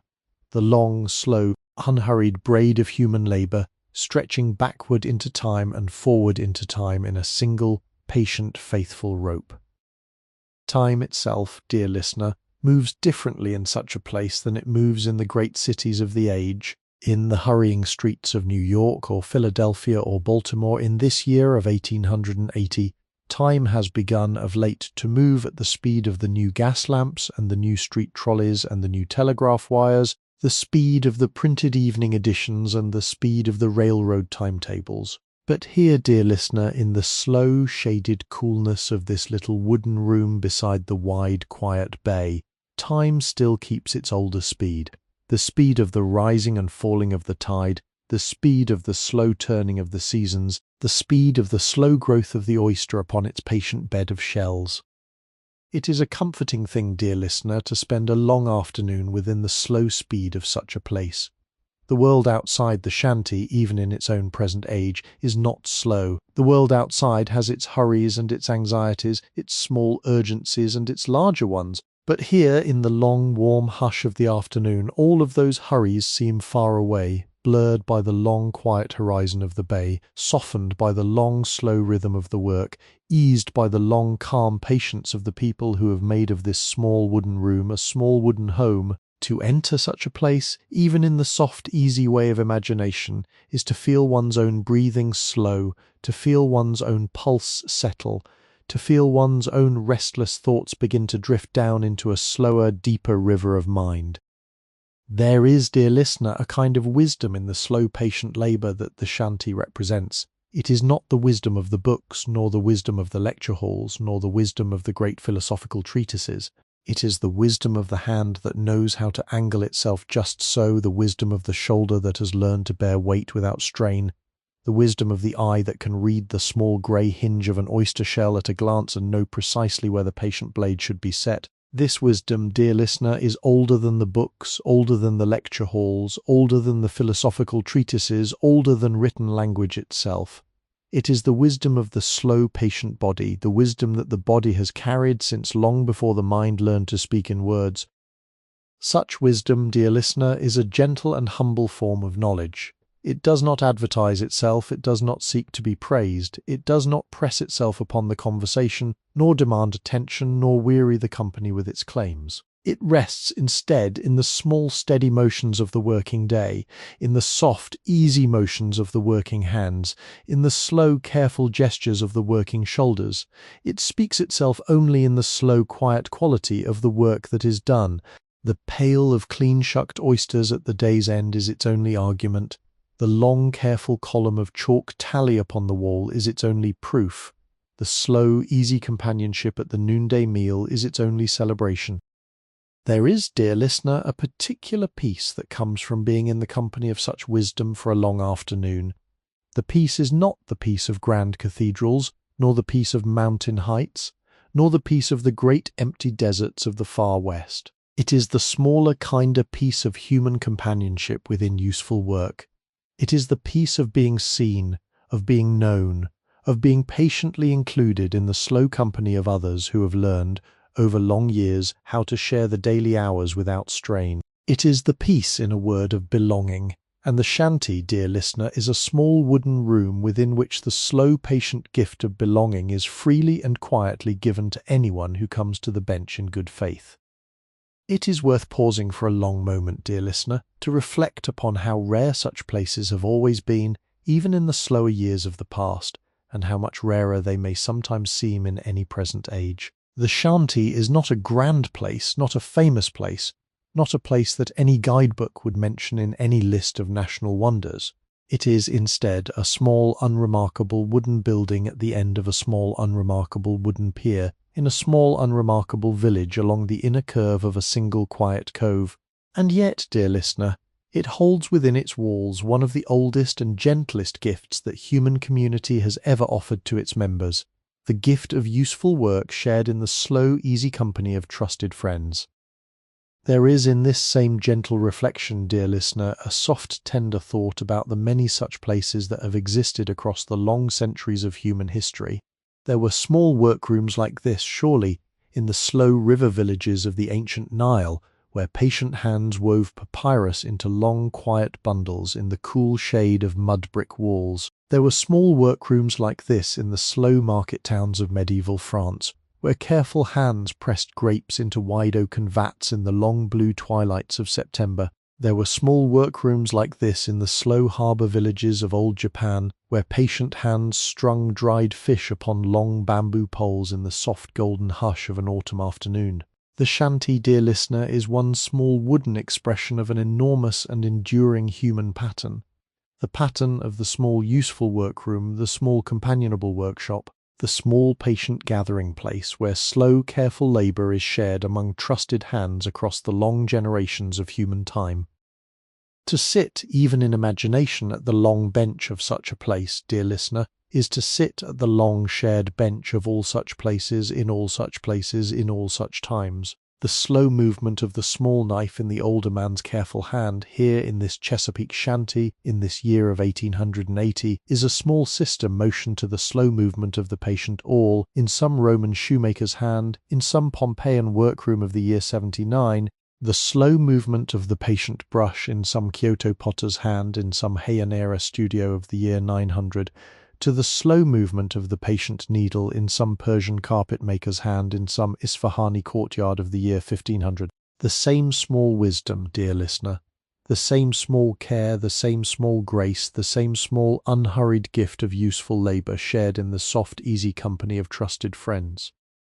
It is a kind of long, slow, quiet song, dear listener, that the human hand has been singing across all of the centuries, the song of small, careful work done well in the company of those who care. And the shanty, in this single long summer afternoon, is one small soft note within that long, slow, quiet song. We are listening to that note, you and I, in the slow drift of our own quiet imagining, and the listening is itself a small soft note within the song, and the song goes on, gentle, patient, faithful across the warm afternoons of the years.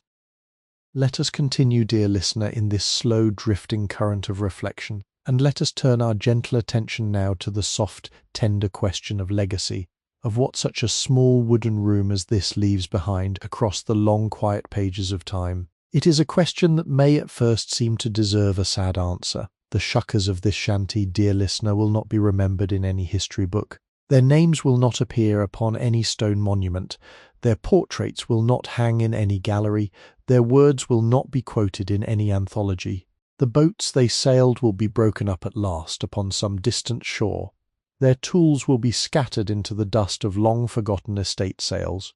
The very shanty itself will, in the fullness of time, settle slowly into the soft earth of the bay's edge and be forgotten. And yet, dear listener, the legacy of such a place is greater in its quiet way than the legacies of many far grander rooms, and it is worth a long, slow afternoon to sit with that gentle truth. The first part of the legacy, dear listener, is the simple and tender truth that the work of these small, careful hands has nourished countless distant lives. The oysters that pass through this small wooden room will travel, by the slow, patient steamer or by the new humming railroad, to dining tables in cities far inland, to Pittsburgh and to Cincinnati, to Chicago and to St. Louis, towns whose people have never seen the slow grey water of the Chesapeake Bay, nor heard the soft slap of a halyard against a working mast. Those distant diners, dear listener, will sit in their lamp-lit dining rooms in the long winter evenings of the year, and they will lift to their lips a small spoon of pearl-grey oyster meat in some clear hot soup, and that small spoonful will carry within it the patient hush of this very shanty, the slow, careful motion of one of these very hands, the long, slow grace of one of these very afternoons. The diners will not know any of this, dear listener. They will not know the older man's soft, careful smile as he opened the oyster,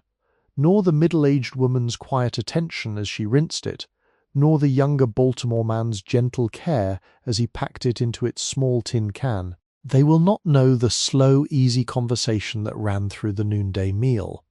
nor the soft hum of the hymn that drifted across the long benches in the warm afternoon,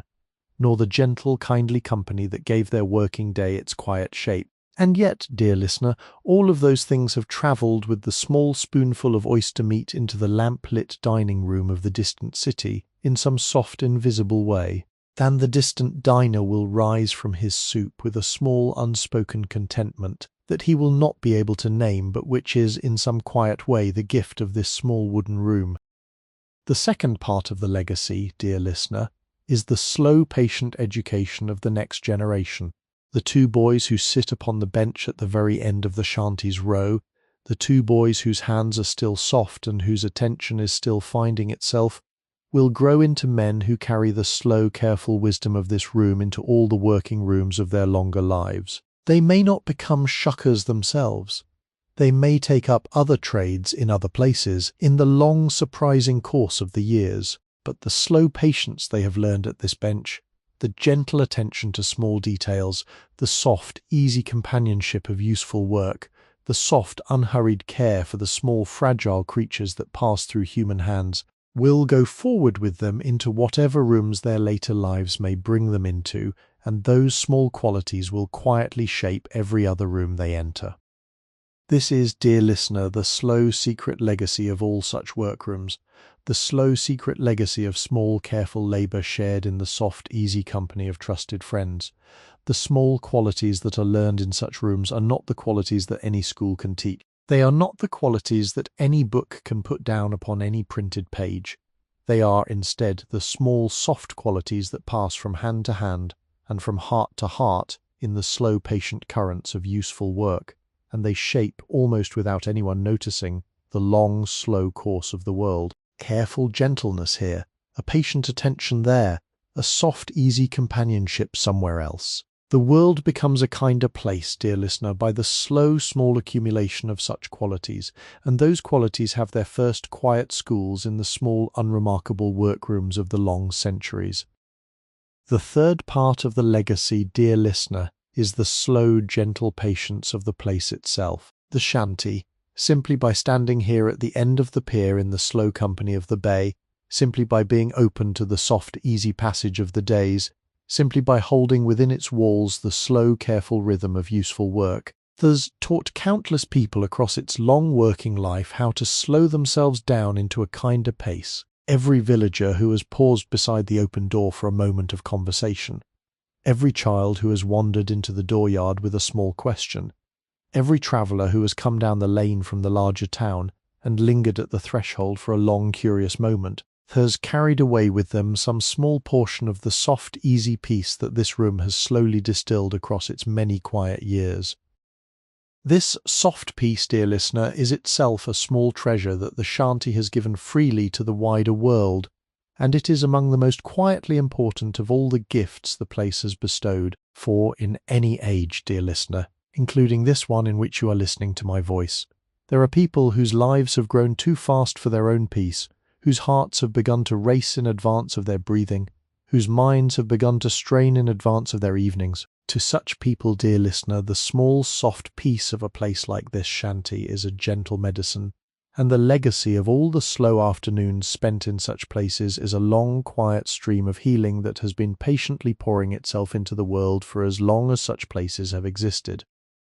There is, dear listener, a fourth part of the legacy too, the most tender of them all, and it is this: the people of this shanty, the older man and the middle-aged woman and the thin, kind-eyed man and the postmistress's young niece and all the others, will not be remembered by name across the long pages of history, but they will be remembered in some soft other way, dear listener, in the slow, long memory of the place itself, in the soft, worn groove of the bench where their hands have rested, in the soft, glassy threshold where their boots have crossed, then the soft, polished handles of the small knives they have used, in the soft, chalked tally on the wall where their work has been counted. The shanty itself is a kind of patient memorial, dear listener, a small wooden book of memory, and to the eye that knows how to read it, every plank tells the slow, gentle story of all the small, careful lives that have passed through this room.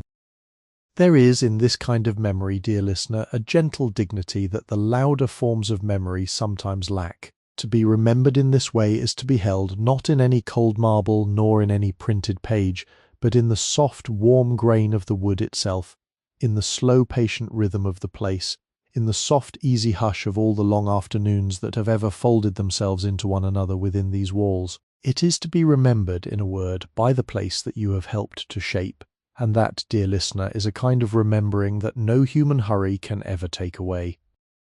Let us turn our gentle imagination, dear listener, in yet another slow direction, and follow now the long, patient journey of a single small oyster from its first quiet beginnings upon the floor of the bay, all the way to the small lamplit table of some far distant family, in some distant inland city. The journey of the oyster, dear listener, is one of the slow, tender threads that link this small wooden shanty to the wider unfolding world of the year 1880, and it is worth a long, slow stretch of an afternoon to follow that thread softly along its full quiet length. The single oyster begins, dear listener, as we have already gently noted, as a small drifting creature too small to see, no larger than a single grain of dust, drifting upon the slow currents of the upper bay in the warm waters of late spring. After several quiet weeks of drifting, the small creature settles itself in the patient way of its kind, upon a small fragment of older shell upon the floor of the bay, and there it cements itself for the long, unhurried life it is about to live. For the next 3 or 4 years, the small oyster grows slowly upon its small patch of shell, drawing its slow living from the slow water that passes through its softly fringed gills, building outward its small smooth shell in patient ring upon patient ring, content within the slow companionable hush of the wider oyster bed beneath the sheltering tide.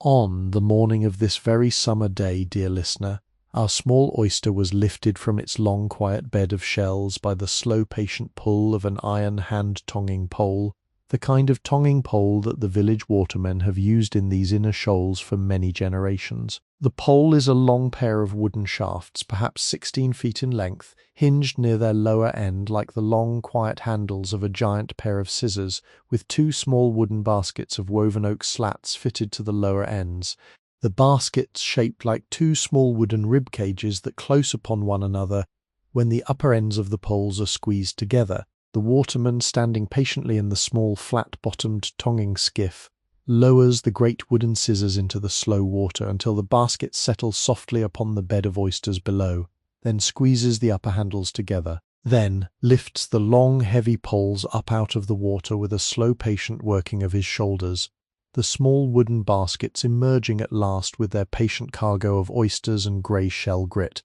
and the soft, thin trickle of bay water sliding back into the bay.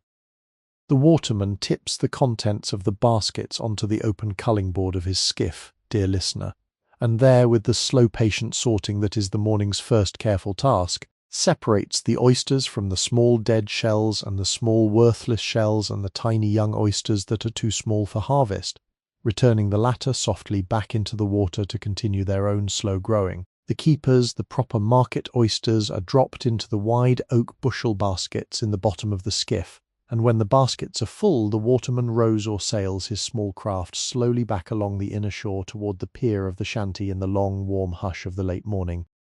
The small oyster, dear listener, rides patiently within its bushel basket upon the slow swaying deck of the small skiff, kept cool by a square of damp burlap laid over the top of the basket, and dampened from time to time with a dipperful of cool bay water by the careful hand of the waterman. The small creatures within the basket, having closed themselves tightly against the strange dry air, lie quietly in their slow companionable heaps, breathing their slow remembered breath of bay water within the patient seal of their 2 clamped valves, content in the long quiet patience that has carried them across all the warm months of their unhurried lives.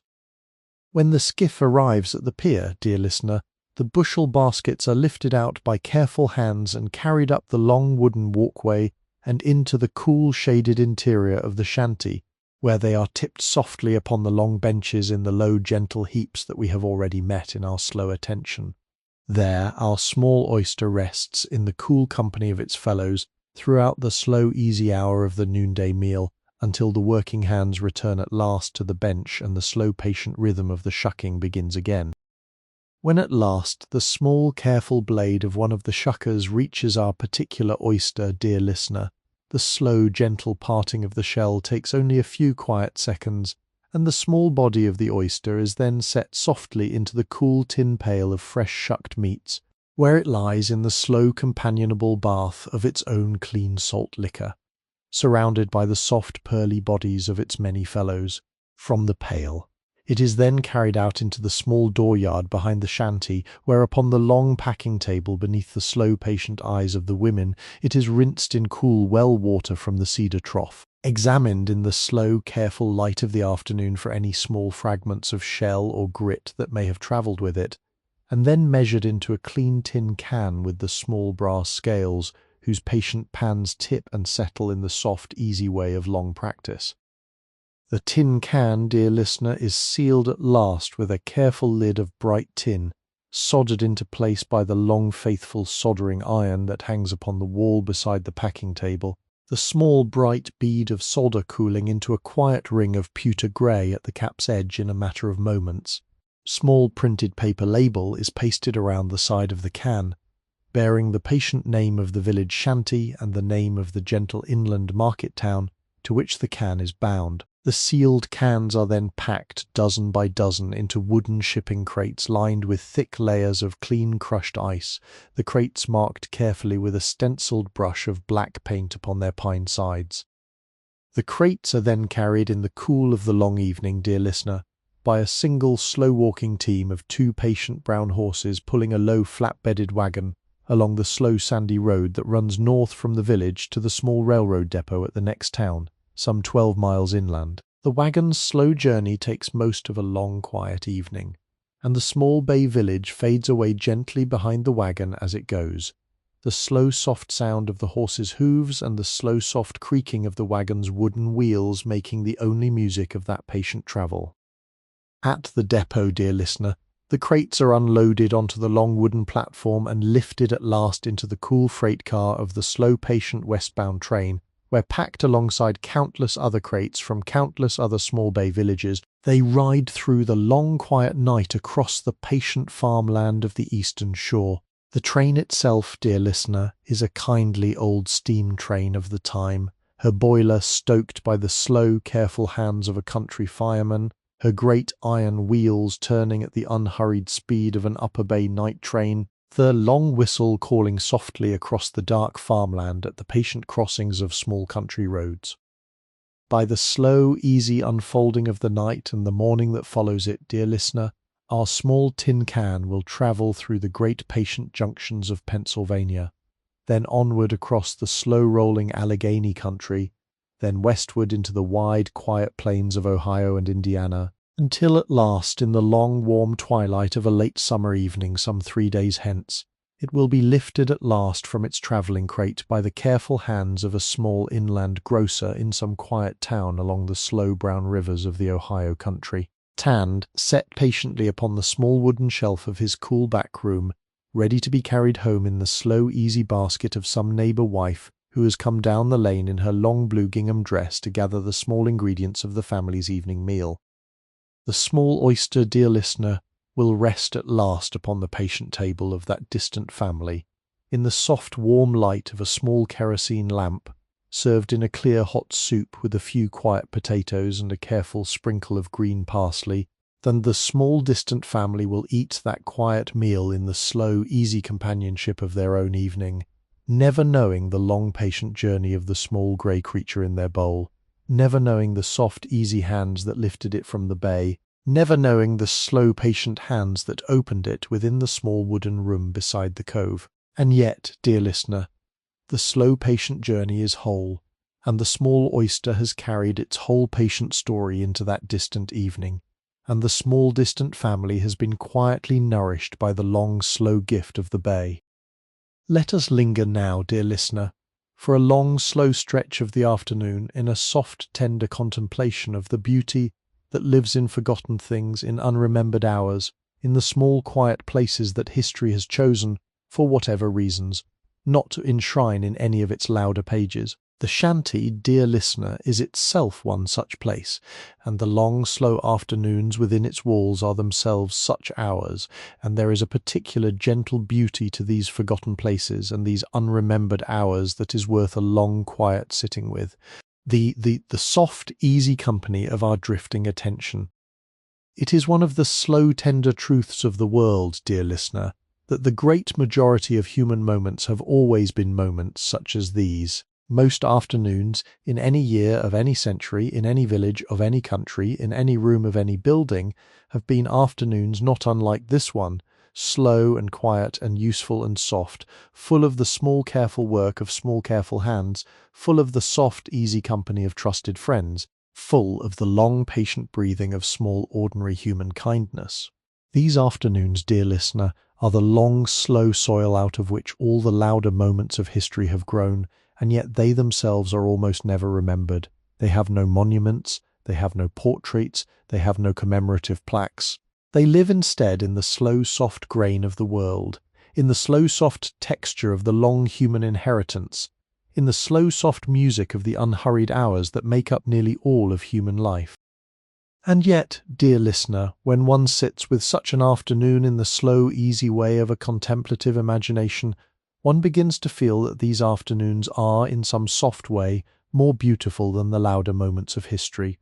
They are more beautiful, dear listener, because they ask nothing of us. They make no claims, they do not seek to impress, they do not strive to overturn, they do not demand to be remembered. They are content, in their slow, easy way, simply to be themselves, to unfold quietly within the small rooms of the world, to give their small useful gifts to whatever hands happen to be at the bench, dissolve at last into the soft, easy hush of the evening without any expectation of being saluted by the louder voices of the years. There is, dear listener, a particular kind of grace in such an unhurried existence. It is the grace of the small, unrequiring presence, the grace that has nothing to prove, the grace that simply rests in the slow, easy quality of itself. It is perhaps the same grace that a wildflower has when it grows in the slow, easy way of itself, in some quiet meadow corner that no human eye will ever see. The same grace that a slow brook has when it murmurs in its slow, easy way through some quiet woodland that no human map has ever named. The same grace that a small grey moth has when it rests upon some quiet leaf in the soft, easy hush of a midsummer noon. These small graces, dear listener, are the slow, soft music of the world's unattended places, and they are among the most beautiful presences in all of human and natural existence, precisely because they ask for nothing from anyone. The shanty, dear listener, is a small wooden expression of this same gentle grace. It does not seek to be a grand cathedral, it does not seek to be a famous market hall, it does not seek to be the celebrated workroom of any famous trade. It is content, in its slow, easy way, to be a small wooden room beside a slow, quiet bay, where slow, patient hands open small grey shells in the soft, easy company of long-trusted friends across the long, slow afternoons of the warm summer months. And in that very contentment, dear listener, in that small, soft willingness to be simply itself without any larger claim, the shanty becomes one of the most beautiful rooms in all the wide world. There is, dear listener, a soft, tender lesson in this for those of us who walk through the wider world in any year of any century. The world is full, in any age, of voices that ask us to make our lives larger, louder, more visible, more remembered. The world is full of voices that whisper that the unremembered afternoon is somehow a wasted afternoon, that the unrecognized work is somehow a poorer work, that the unannouncing presence is somehow a lesser presence. But the long, slow patience of places like the shanty, dear listener, gently corrects these whispers. It tells us, in its soft, easy way, that the small, unannouncing afternoon spent in useful labour with trusted friends is among the most beautiful afternoons that any human life can ever know. It tells us that the soft, unrecognised quality of a life well lived in the small, patient company of one's near and dear is among the deepest forms of beauty that the long human inheritance has ever offered.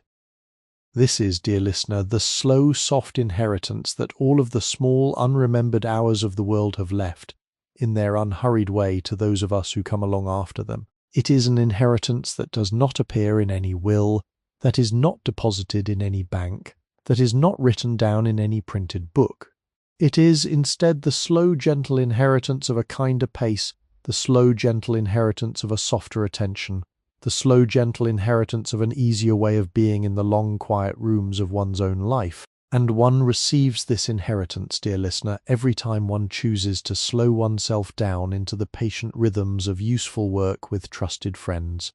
Every time one chooses to attend to the small, soft details of the small, soft hour. Every time one chooses to be gently present within the slow, easy company of one's own immediate world.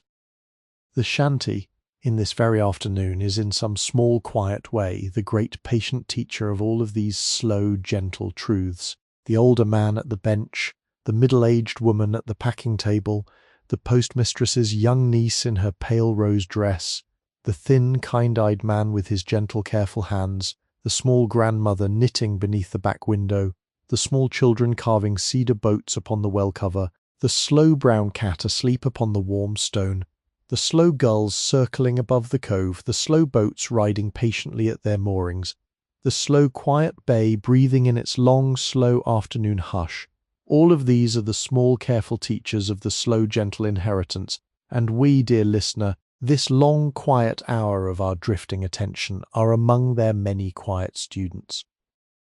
There is, dear listener, a final soft truth in this slow contemplation, and it is the most tender truth of them all. Welcome to Sleepy History with Henry.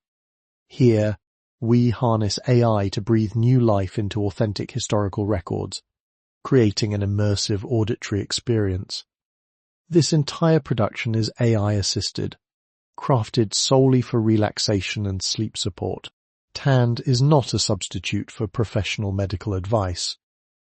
Please do not listen while driving or operating machinery.